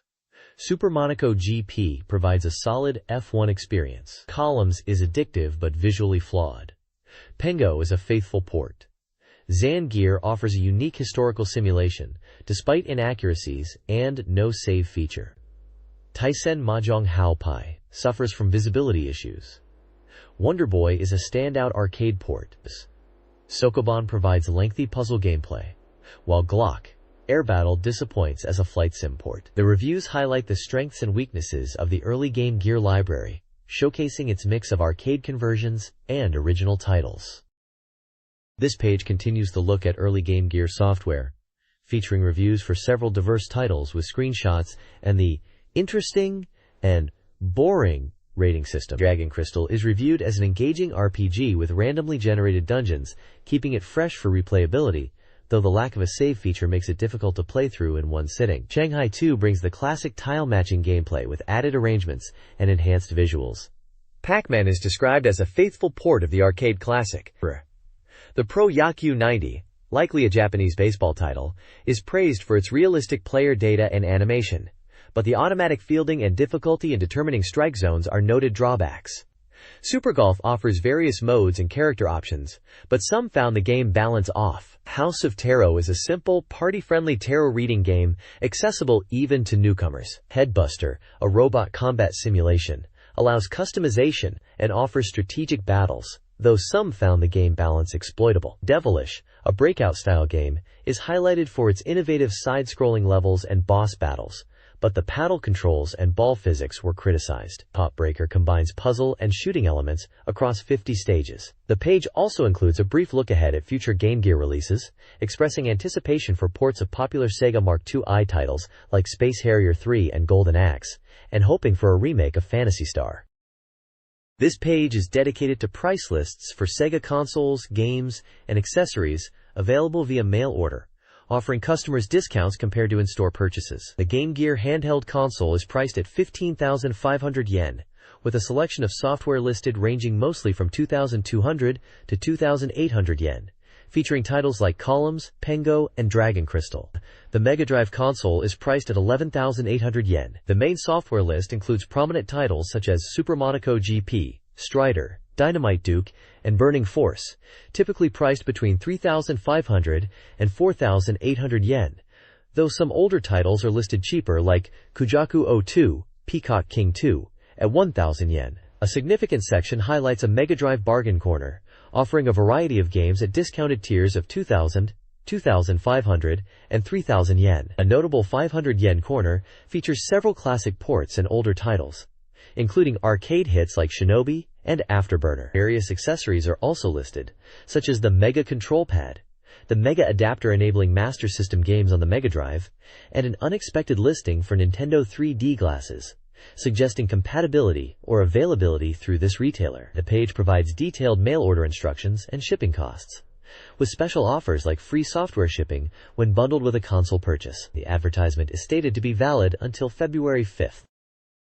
This page is dedicated to a mail order service by Santa Family Land, highlighting new and upcoming Sega Mega Drive titles available at special Santa prices. The main feature announces arcade game developer Kaneko's entry into the Mega Drive market with Air Blasters, set for a January 31st release at a Santa price of 4,000 yen. The page lists a selection of games with their genres and release dates, offering Santa prices. Titles include Shining in the Darkness, Bahamut Senki, Advanced Daisen Ryaku, Zan, Yasha Enbukyoku, Dick Tracy, Battle Golfer Yui, Volfied, Ginug, and Kyukyoku Tiger, from the Twin Cobra Tiger Heli series. Some prices are marked as unknown at the time of printing. A second section focuses on new Mega Drive software available for reservation, also at Santa prices. This list features Super Volleyball, Master of Weapon, Shadow Dancer, The Secret of Shinobi, Wonder Boy 2-1, Monster Lair, Gain Ground, Haikachi, likely Fire Shark or Flying Shark, Midnight Resistance, Musha Aleste, Star Cruiser, Crackdown, Caesar's Palace, Wrestleball, Gaiares, Heavy Unit, and Air Blasters. The page provides contact information for Santa Family Land, including address, phone number, and operating hours. They offer next-day delivery for orders placed by 3 p.m. for Santa members. And note that they do not deal in used goods. This seems to be a special sales event or service by a specific retailer. This page presents a unique service offered by Campus, where gamers can trade in their existing software from various platforms for points called CAP. These CAP points can then be exchanged for a Super Famicom console or other desired software titles. The service explains that games for Famicom, PC Engine, Mega Drive, and Game Boy are all assigned a specific CAP value, which is listed in tables on the page. The main offer highlighted is the Super Famicom console itself, available for 60 CAP points. Campus also lists popular titles they offer in exchange for CAP, such as Super Mario World, F-Zero, ActRaiser, Final Fight, Pilot Wings, and Gradius 2i for the Super Famicom, among others. To use the service, customers need to call Campus to get a reception number, fill out the application form listing the games they are sending and the item they want, and mail in their software. The notes mention details about game condition impacting CAP value and shipping. This is a novel way to acquire new hardware or games by leveraging one's existing collection. This page showcases the HOP mail order service, featuring new consoles and software for various platforms. They are offering discounted prices on hardware like the Famicom for 9,700 yen, PC Engine Core Graphics for 16,000 yen, Super Graphics for 25,900 yen, Lynx for 19,700 yen, PC Engine CD-ROM Squared System for 37,000 yen, and the Mega Drive at a very competitive 11,600 yen. The software selection spans Famicom with hits such as Ninja Gaiden 2, River City Ransom, Fire Emblem Gaiden, and Konami Weiwei World 2. Game Boy titles include Kiki Kaikai and compilations.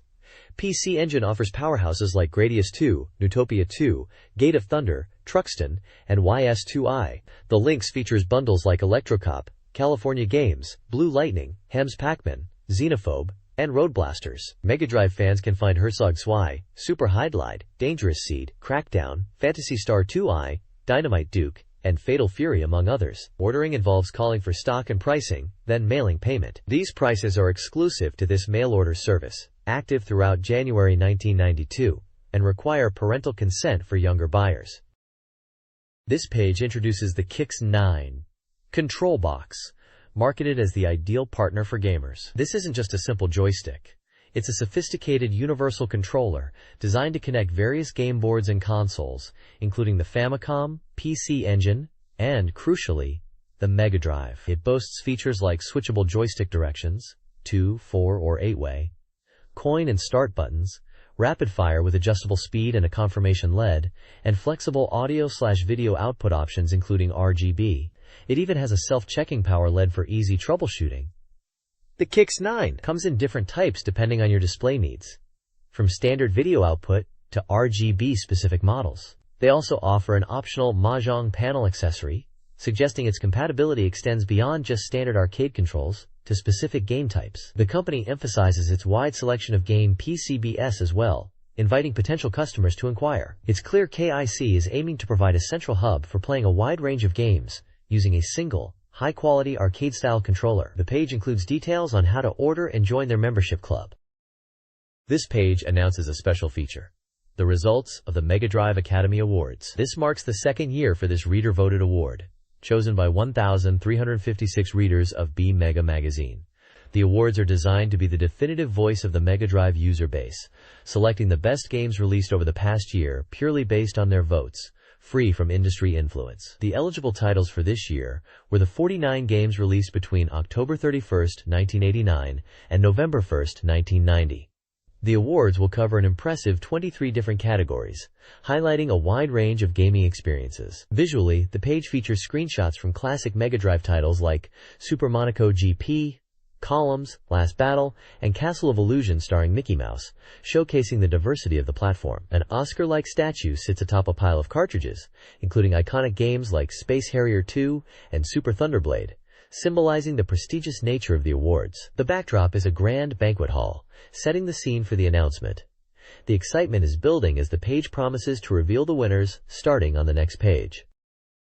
This page dives into the results of the Mega Drive Academy Awards, revealing the winners for the first 4 categories. The overall award, based on total votes regardless of genre, goes to Super Monaco GP, highlighted for its incredible momentum and sales success, beating out Thunder Force 2i by a significant margin. In the shooting category, Thunder Force 2 dominates, praised for its impressive side-scrolling action and stunning visuals.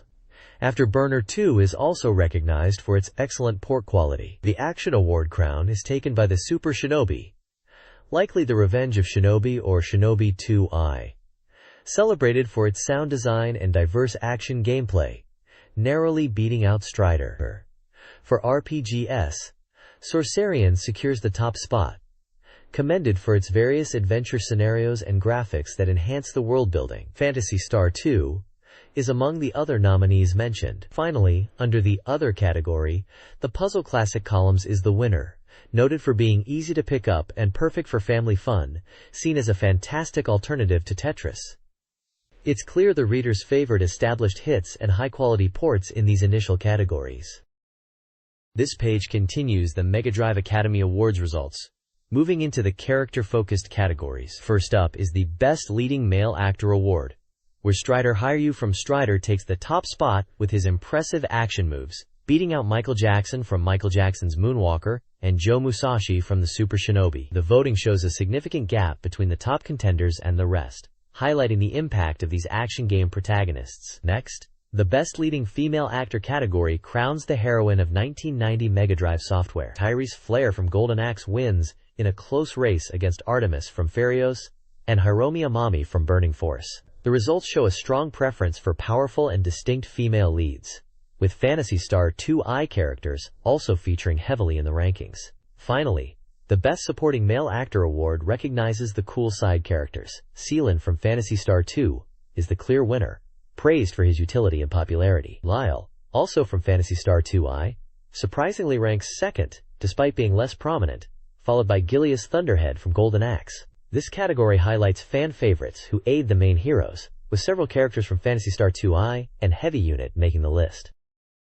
This page continues the Mega Drive Academy Awards, focusing on supporting characters and enemies. First, the Best Supporting Actress Award recognizes the impact of female characters, even in games with few heroines. Mew from Phantasy Star II takes the top spot, praised for her consistent presence and support role across the series. Lena from Phantasy Star II and the Race Queen from Super Monaco GP also ranked highly, with the Race Queen's image from the game noted for its striking presentation. Other characters from games like Sorcerian, Phelios, Forgotten Worlds, Burning Force, Heavy Unit, and Strider Hiryu were also featured. Next is the Best Boss Award, celebrating the most memorable antagonists. Grandmaster from Strider Hiryu is crowned the winner, noted for his impactful voice and presence, despite a confusing final form. Dark Force from Phantasy Star II came in second, recognized for his imposing size on screen, while the Masked Ninja from the Super Shinobi secured third place, seen as a challenging opponent. Finally, the Best Mook Award highlights the best basic enemies. Rappy from Phantasy Star II wins for being a weak but distinctive enemy, earning a vote for being a walking fried chicken. Daimul from Phantasy Star II and Tuka from the Super Shinobi rounded out the top 3, with characters from Strider Hiryu, Golden Axe, and Sorcerian also making the list. This category is noted for having split votes, reflecting a wide range of notable minor foes. The Mega Drive Academy Awards recognizes exceptional elements within games. The Best Item Award goes to Columns' Magic Stone for its gameplay necessity, while Golden Axe's Magic Pot is runner-up. For Best Weapon, the Sword of Phelios from Phelios wins for its power, with Strider Hiryu's Cypher as a stylish second. The Lightning Technique from the Super Shinobi claims Best Armor, saving the hero frequently, while Thunder Force 2I's Claw is the runner-up. Finally, the Best Art Award crowns Super Monaco GP for its visual presentation and realistic backgrounds, with the Super Shinobi's strong graphics and Thunder Force 2I's flame effect also recognized. This page continues the results of the Mega Drive Academy Awards. First, the Best Music Award is presented. The top prize goes to the Super Shinobi for its diverse and exciting soundtrack, while Thunder Force 2 secures second place with its strong synth sound. Sega's RPG Vermilion comes in third, noted for its music produced by a band. The rankings also include titles like Phantasy Star IV, Michael Jackson's Moonwalker, and Golden Axe. Next up is the Best Special Effects Award, recognizing games that push the hardware. Thunder Force 2 wins this category, praised for its groundbreaking line scrolling and impressive visual flair. Golden Axe takes second for its flashy magic effects, and Super Monaco GP is third. Other games appearing in this section include Afterburner 2, Strider, and Herzog Zwei. Finally, the Best Port Award highlights the best conversions from arcade or PC. Afterburner 2 is the clear winner, lauded for its smooth feel and excellent execution. The massive Strider cartridge earns second place for its high-quality port, and Super Monaco GP secures third for its impressive background visuals. Notable ports like Columns and Rainbow Islands Extra are also featured in the rankings. The next page delves into more awards from the Mega Drive Academy. First, the Best Direction Award recognizes games for their presentation and overall impact. Michael Jackson's Moonwalker takes the top spot, celebrated for its unique integration of music and dance.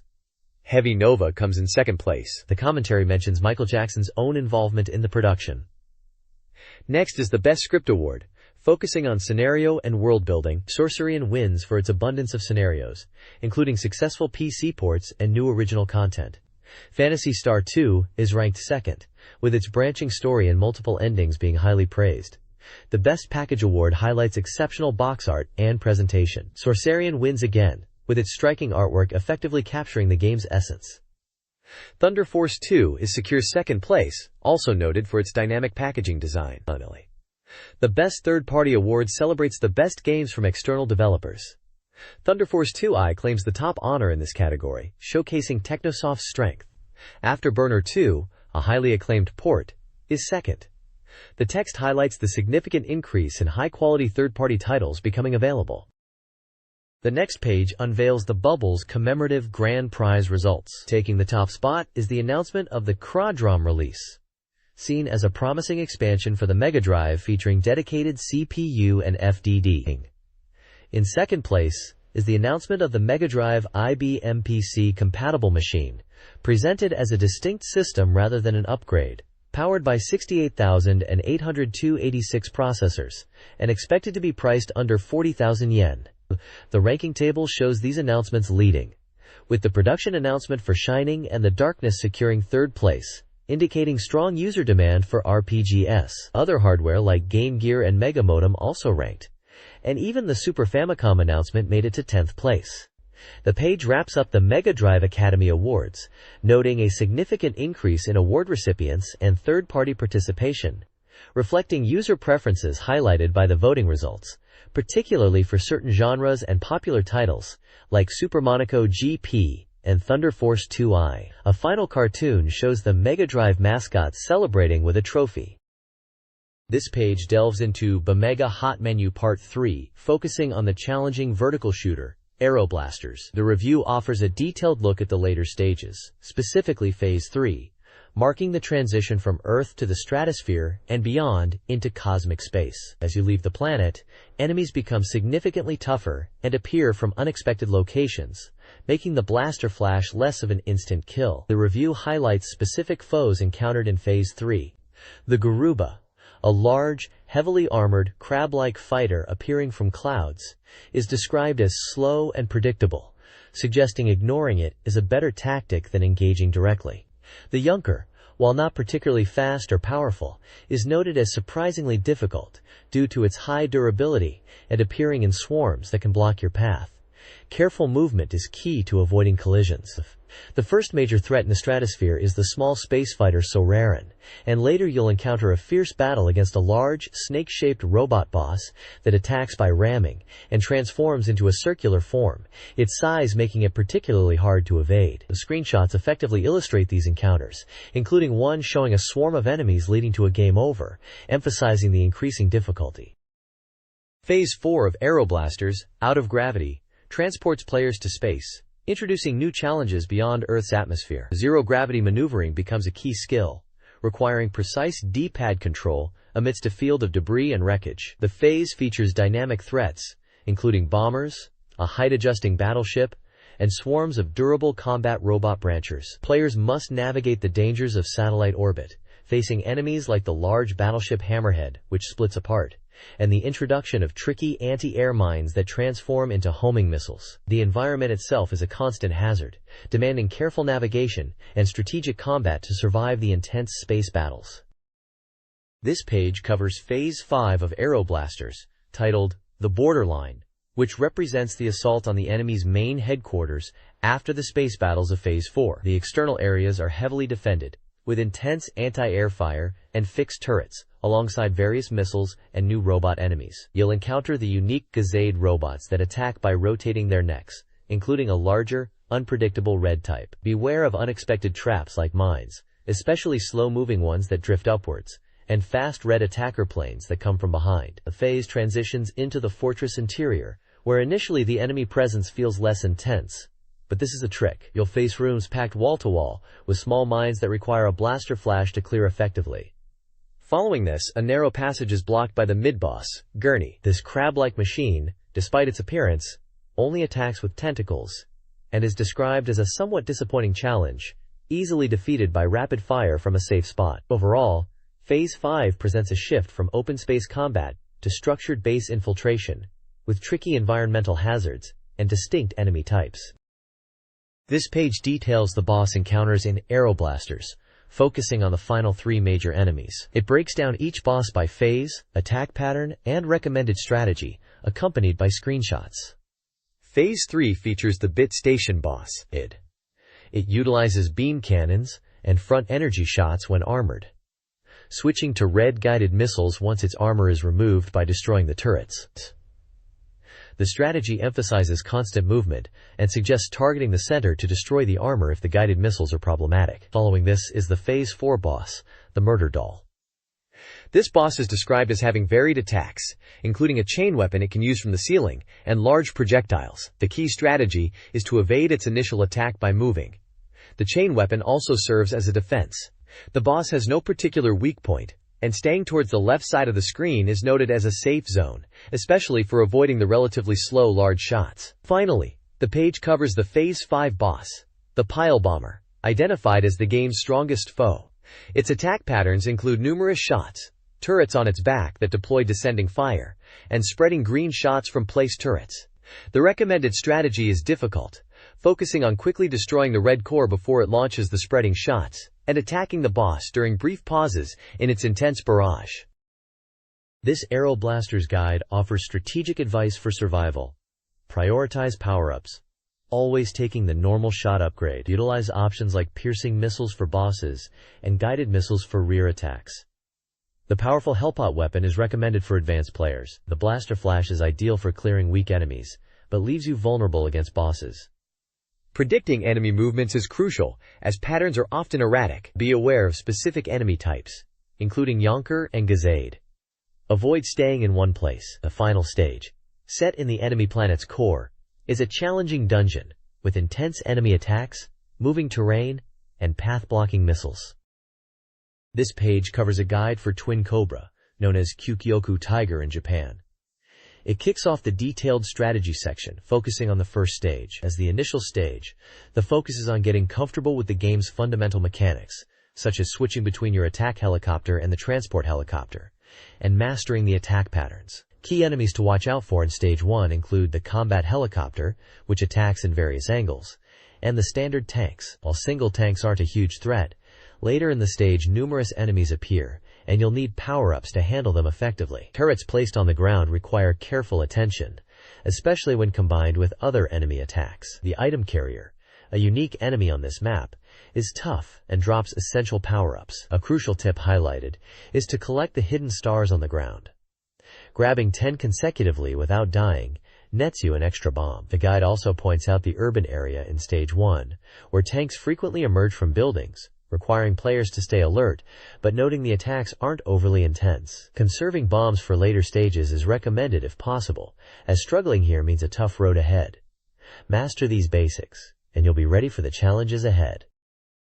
The next page dives into Stage 2 of Twin Cobra, warning players that the difficulty spikes dramatically compared to Stage 1. This stage is described as ridiculously difficult, featuring intense enemy waves, challenging item carriers, and a massive aerial battleship in the center. Conserving your stock is crucial here. The boss is the TIE, a large tank with 2 turrets firing distinct 6-way and 3-way patterns. The recommended strategy is to drop a bomb instantly upon its appearance and then unleash rapid fire. The section right before the boss is a fierce battle zone packed with tanks and helicopters, best cleared quickly with a bomb if you're struggling. A key tip reveals the item appearance rule. Items drop in a fixed sequence: power up, weapon change, extra bomb, and so on. The page also details various enemies you'll face, highlighting the hovercraft, which is best taken down with 2 bombs despite the cost, as it's the safest strategy, and the combat heli, which now pauses before charging directly at you. This page delves into the brutal challenge of Stage 2 in Twin Cobra, detailing strategies to survive this significantly tougher section. It advises taking out the backward-firing bomber quickly with a bomb if you're not sufficiently powered up. The stage boss, TB1, is best handled by stacking bomb hits, which makes short work of its intense bullet barrages, though it's possible to defeat it without bombs for a challenge. The page warns of consecutive transport plane attacks, and recommends bombing them when they overlap. A hidden tip reveals collectible stars are present on the bridges of ships throughout the stage. Pay close attention to off-screen attacks from the right side of the screen. Be prepared for a sudden large fleet at the start, where using bombs on attack destroyers is key to powering up. Finally, defeating the 2 hovercraft that emerge from the aircraft carrier's tail is vital for gaining necessary power-ups, requiring 2 bombs each for a safe kill. This page continues the guide for Twin Cobra, focusing on the intense challenges of Stages 3 and 4. Stage 3 thrusts you into a massive attack from a naval port, featuring swarms of tanks, twin tanks, and integrated land-sea assaults. It becomes even more chaotic with the addition of hovercraft. Despite the intensity, the difficulty isn't drastically higher than Stage 2, making it surprisingly manageable. The key strategy highlighted is the importance of power-ups. Without them, tackling this stage, especially the boss, becomes incredibly difficult. The guide stresses the need to use bombs liberally to survive and maintain power.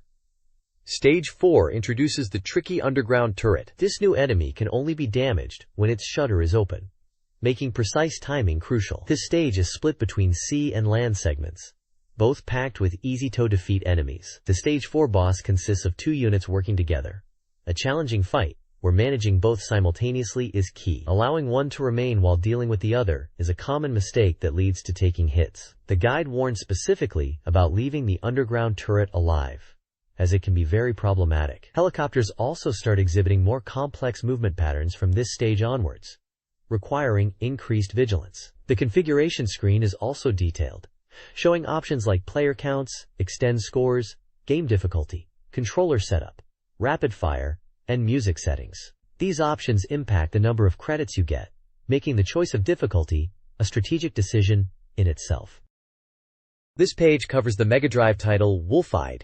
It's described as a port that includes aspects of the arcade game, offering 3 different modes for players to enjoy. Despite the fixed screen perspective, the review highlights that the game is surprisingly deep and addictive. A particularly interesting point is the challenge of achieving 99.9% completion on every stage, which is said to be highly addictive.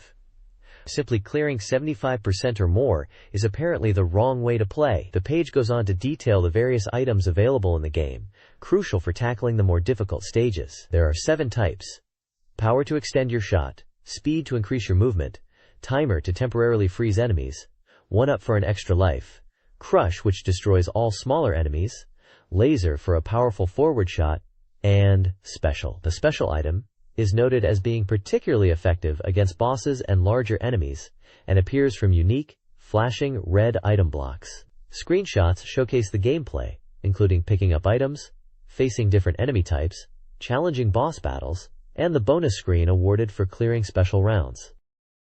This page continues the deep dive into the Sega Mega Drive title, Voltified, focusing on the crucial strategy for achieving the highly addictive 99.9% bonus. It provides a clear, step-by-step visual guide with screenshots illustrating how to isolate the main enemy and smaller ones, trap the main enemy in a confined space, and finally seal off the area to earn the huge bonus points. The guide also details formidable enemies that appear under specific conditions.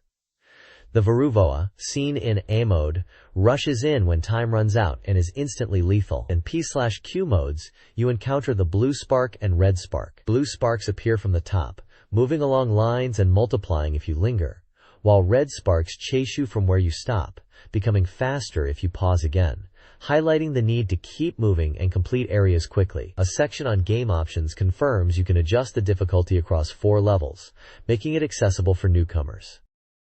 This page continues the strategic guide for Voltified, offering stage-by-stage advice from stage 1 through 9. It maps out the game's difficulty progression, starting with easier stages focused on capturing area and collecting items, and moving into more complex levels. The guide details challenging enemy behaviors encountered in later stages, such as unpredictable movements, rapid item box appearances, enemies that warp or disappear, and minions capable of squeezing through tight spaces. Specific sections highlight key challenges like the fast-moving enemies in Stage 5, the long, segmented enemy in Stage 8 with difficult-to-collect items, and the significantly faster and stronger enemies that mark the true beginning of the challenge from Stage 9. The advice emphasizes adapting your approach, from carefully surrounding enemies to cutting close against segmented foes, and dealing with powerful attacks like the long laser. This guide helps players anticipate and overcome the increasing difficulties encountered throughout the game's stages.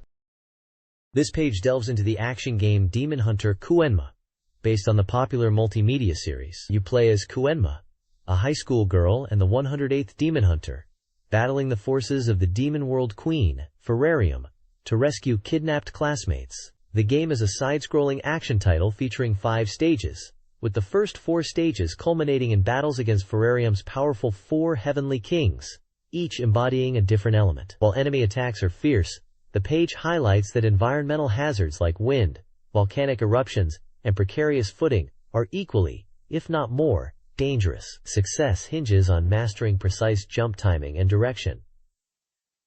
The display is noted as quite simple, showing only your score, health, and time. Gameplay involves using Koenma's sword, the Haja no Ken, to attack. A crucial defensive maneuver is the Kekai, a barrier created by holding the attack button. This barrier can block attacks and fully encloses Kuenma when she is jumping or crouching, making these states safer. The barrier can also be used offensively. Other actions include standard jumping and a downward thrust while in the air, along with the ability to attack while crouching, which is effective for close combat. The game features a time limit per stage, adding urgency to the challenging platforming and combat. This page continues the report on the action game Demon Hunter Kuenma, detailing the challenges found in Stage 1, the Demon World Plain. The stage is characterized by precarious platforming over bottomless pits, requiring players to navigate unstable footing on giant plant stems, sinking small islands, and floating lotus leaves. The environment itself is hostile, with all plants and animals serving as enemies. This includes insects like wasps and mantises, as well as aggressive flora such as red flowers shooting spores, and aquatic plants attacking from the water. Players must master not only combat, but also the precise timing of jumps and movement to avoid falling into the instantly lethal water below. The report highlights the Stage 1 boss, the air butterfly demon, encountered first on vertical plant stems. This boss unleashes powerful winds that can blow the player back, making platforming extremely difficult. The wind's influence on jumps is significant, demanding careful calculation to avoid falling. The final battle takes place on large petals. While the boss was invulnerable on the stems, it can be damaged here. Sword attacks are tricky due to the boss's high flight, suggesting the barrier technique is crucial for defense against its spore attacks and effective offense. Screenshots demonstrate the treacherous platforming, various enemies, and the climactic boss battle. This page continues the detailed look at the action game Demon Hunter Yoko. Picking up from the treacherous Stage 1, the guide moves into Stage 2, a volatile volcanic area and subsequent underground labyrinth filled with lava and erupting projectiles. Footing is better than Stage 1, but beware of sheer drops. Enemies here attack from multiple directions. Their movement speed increases, and timing is crucial for navigating and combat. The barrier technique becomes vital for both defense and offense. Next is Stage 3, set by a lakeside. The main challenge here comes from aquatic enemies that fire projectiles, making precise jumping and dealing with groups difficult. Stage 4 takes place in a dense forest or jungle. This stage is noted for its extremely poor footing, requiring highly technical jumps. There are also multiple paths the player can take to reach the boss.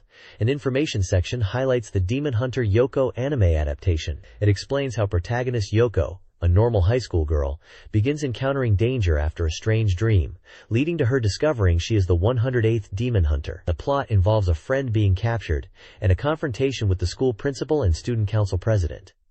The section notes the anime's public screening date. Screenshots throughout the page showcase the varied environments and challenges across stages 2, 3, and 4. This page introduces Warden no Mori Special, Visco's first entry onto the Mega Drive platform. Originally an arcade hit, it was also ported to other systems before arriving on the MD as this special version. The reviewer notes that, while the original was a friendly, not overly flashy game, the MD port is faithful and adds interesting new elements. The story sees the protagonist and a princess lost in Wardena's forest. A sorcerer appears, turns the princess to crystal, and takes her to Wardena. The hero must venture into the forest to rescue her. Gameplay involves navigating stages filled with traps and enemies, relying on items for help. Items are found by defeating foes, or purchased in shops that appear at the end of stages. Gold collected is crucial for buying valuable items like weapons to increase attack power and defensive gear. The Star Sword, which powers up your shot, and items like the mantle and needle and thread are highlighted as particularly important for defeating Ward Mauna. Screenshots show the protagonist in various environments, encountering enemies, finding items in chests, and the interface for buying items at the shop.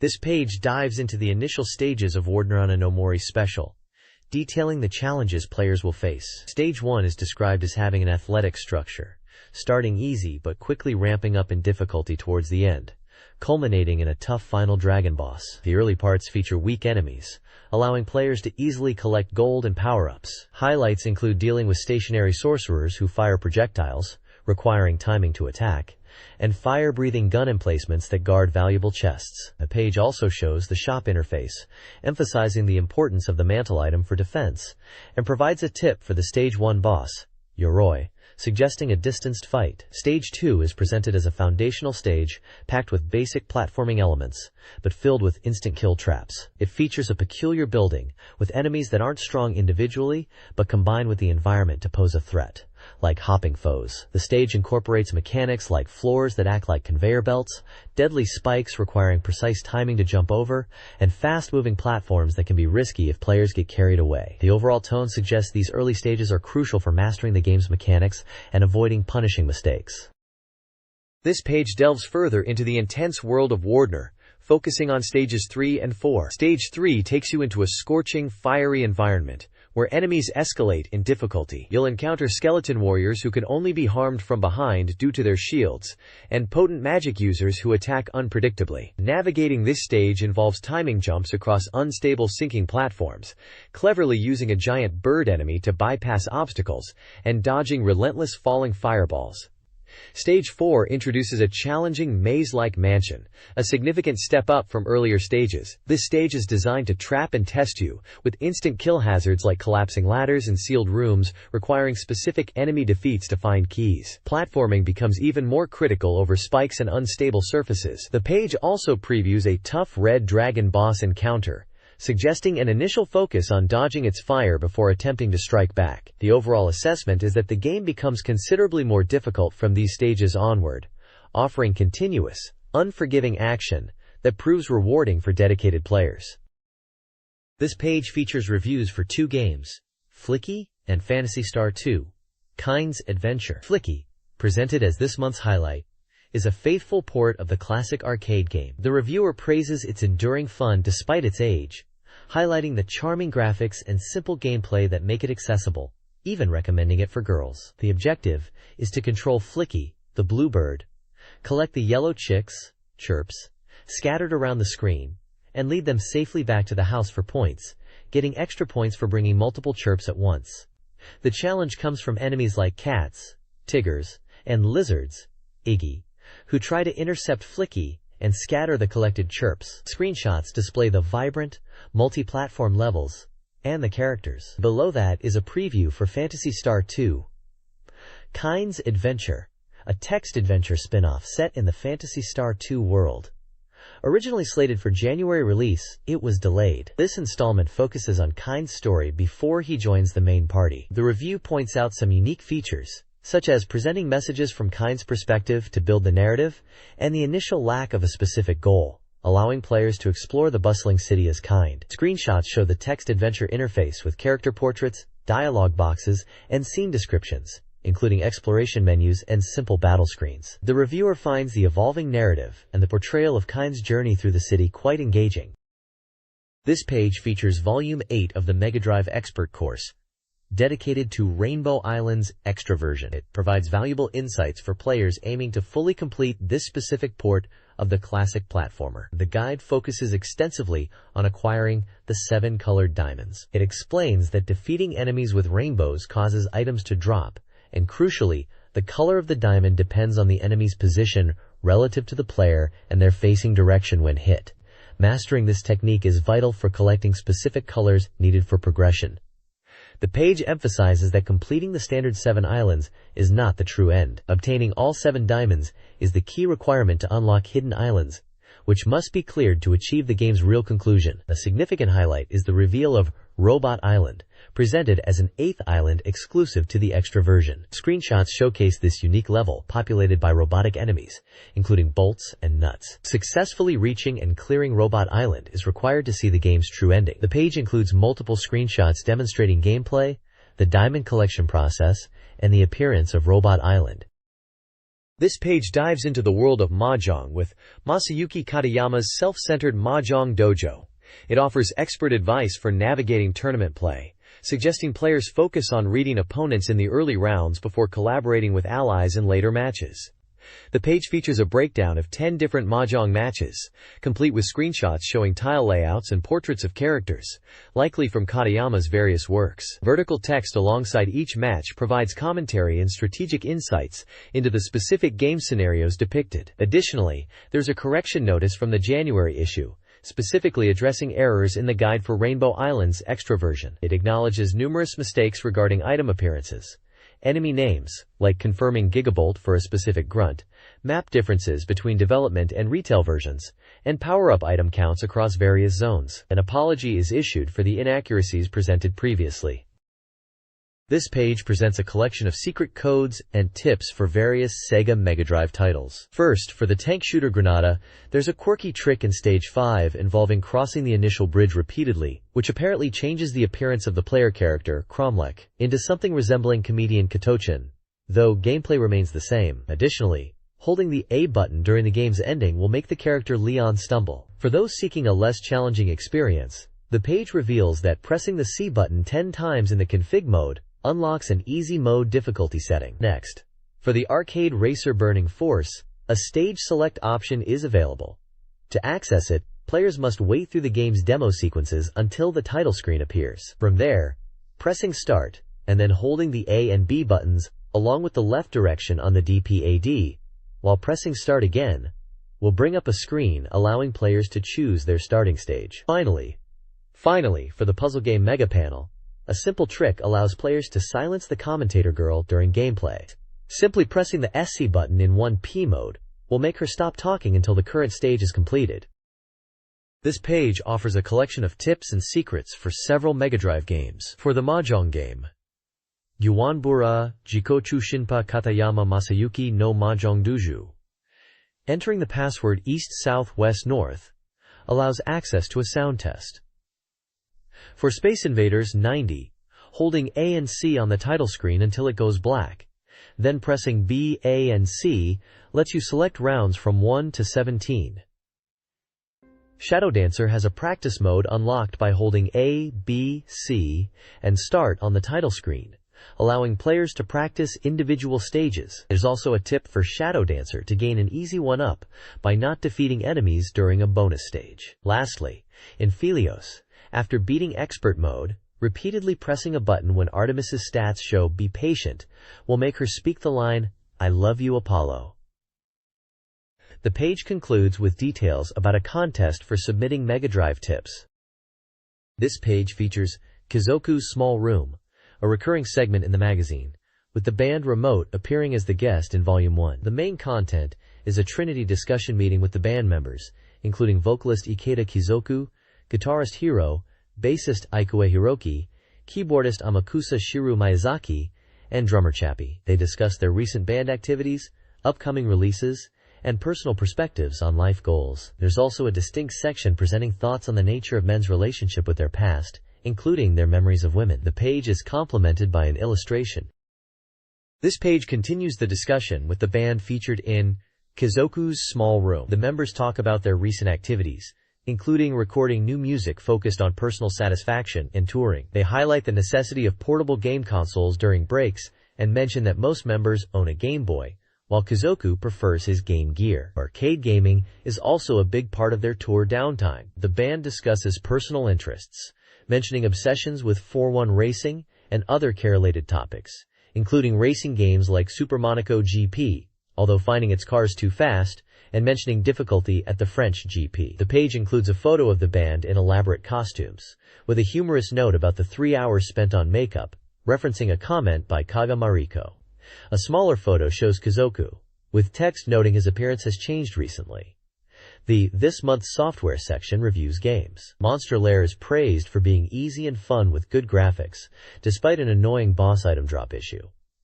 Magical Hat's Turbo Flying Adventure is deemed too difficult. Finally, Kizoku's Horror Diary recounts unsettling experiences, including strange sounds at night and an eerie atmosphere in Nagoya where the band performed. The band members collectively agreed they wouldn't want to perform there again due to the unsettling feeling, and Kizoku concludes he feels constantly haunted.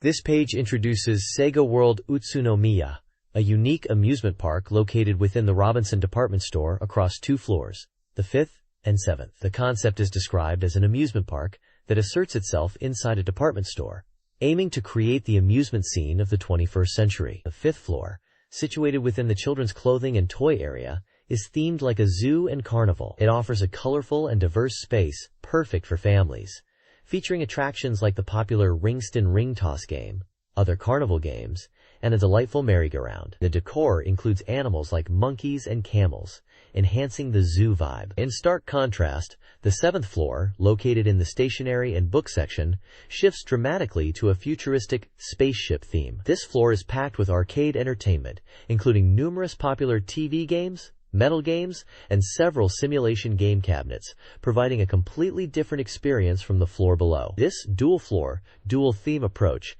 makes Sega World Utsunomiya a distinctive destination, offering varied entertainment.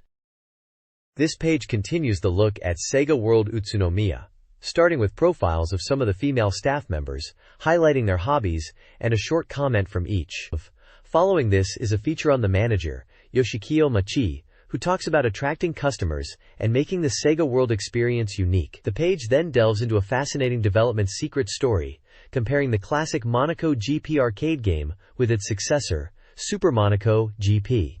The developer discusses how seeing the original Monaco GP, with its car-mounted camera perspective, inspired the creation of Super Monaco GP and the effort put into capturing the atmosphere of the race. The page also features a large image showing the futuristic-themed 7th floor arcade area with simulation cabinets and UFO-shaped lighting, emphasizing the distinct environment of this section of Sega World Utsunomiya. This page previews Namco's Pac-Man for the Game Gear, highlighting different screen modes and an exciting new versus battle mode where players send monsters to each other.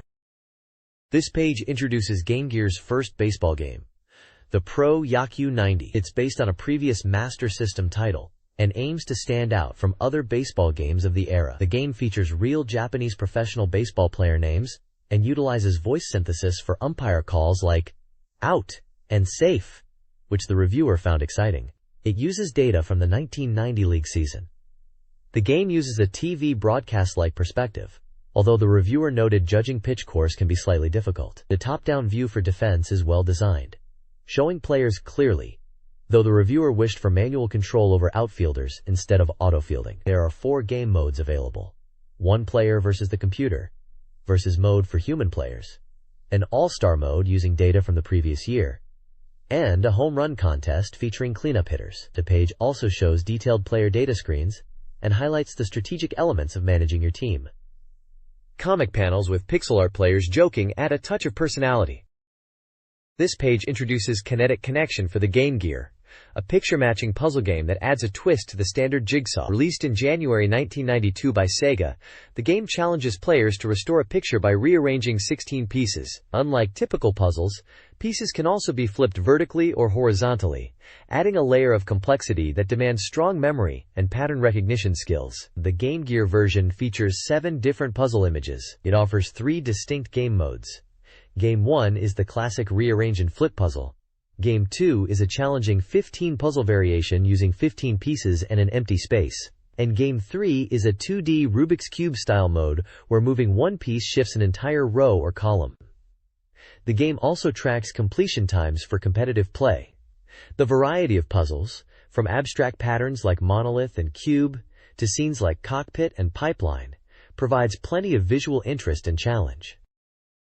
This page covers 2 distinct titles. First up is House of Tarot, a unique software rather than a traditional game, offering tarot card readings from 3 different fortune tellers. You input your birth sign, shuffle the cards, and receive advice. It even includes some basic info about tarot meanings. Below that is Pop Breaker from Microcabin, an action puzzle game where you clear stages by destroying units. It features challenging levels packed with traps and requires strategic thinking alongside dodging enemies. You control the unit Diana, tackling over 50 stages, with a competitive mode available. Screenshots show the gameplay and characters for both.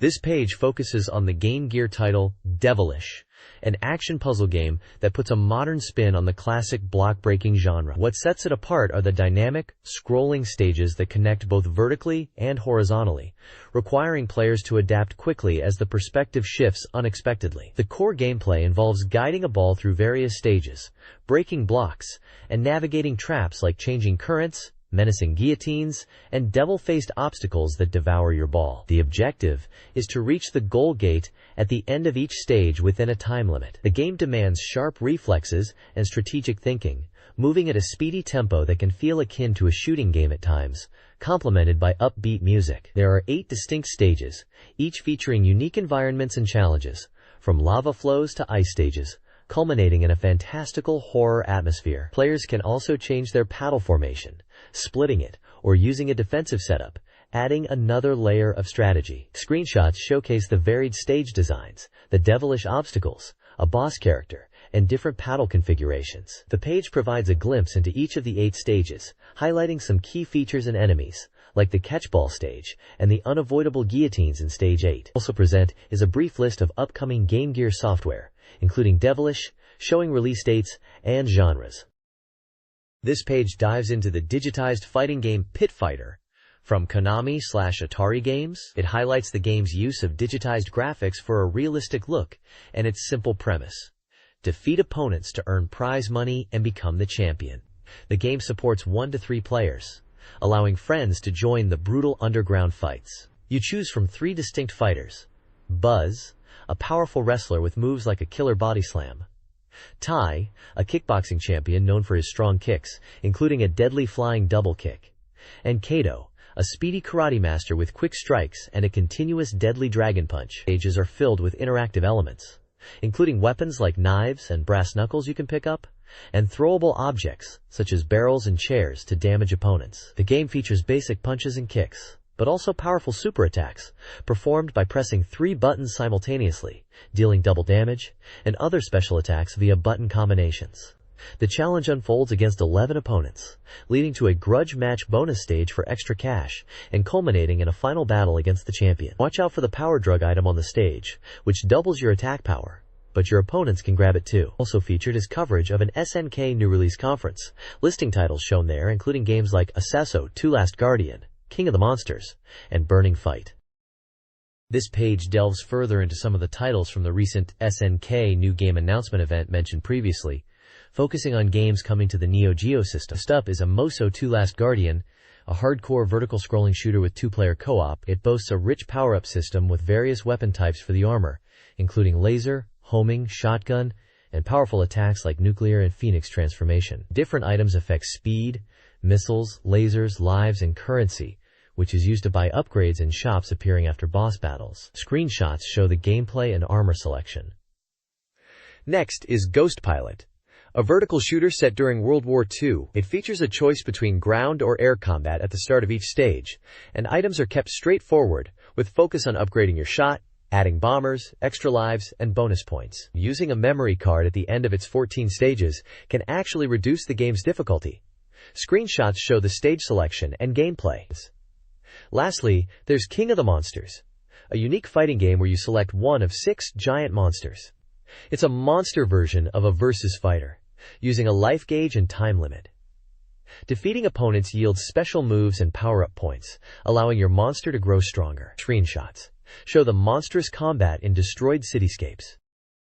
This page features more previews for new SNK games heading to the Neo Geo system. First up is Sengoku, described as a slightly unusual action game that takes place across 2 worlds: the real world, specifically Washington, D.C., and a mysterious parallel world where warrior souls are trapped. The story involves a prophecy, a floating castle, and 2 heroes rising to free the captured souls. A key mechanic is rescuing characters from the other world by collecting their souls, which allows players to transform into different warriors like ninjas or samurai, gaining new abilities and weapons. Players can hold up to 3 souls, using the transformations strategically in their fight to destroy the floating magic castle. Next is Burning Fight, an exhilarating action game starring 3 detectives, Duke, Billy, and Ryu.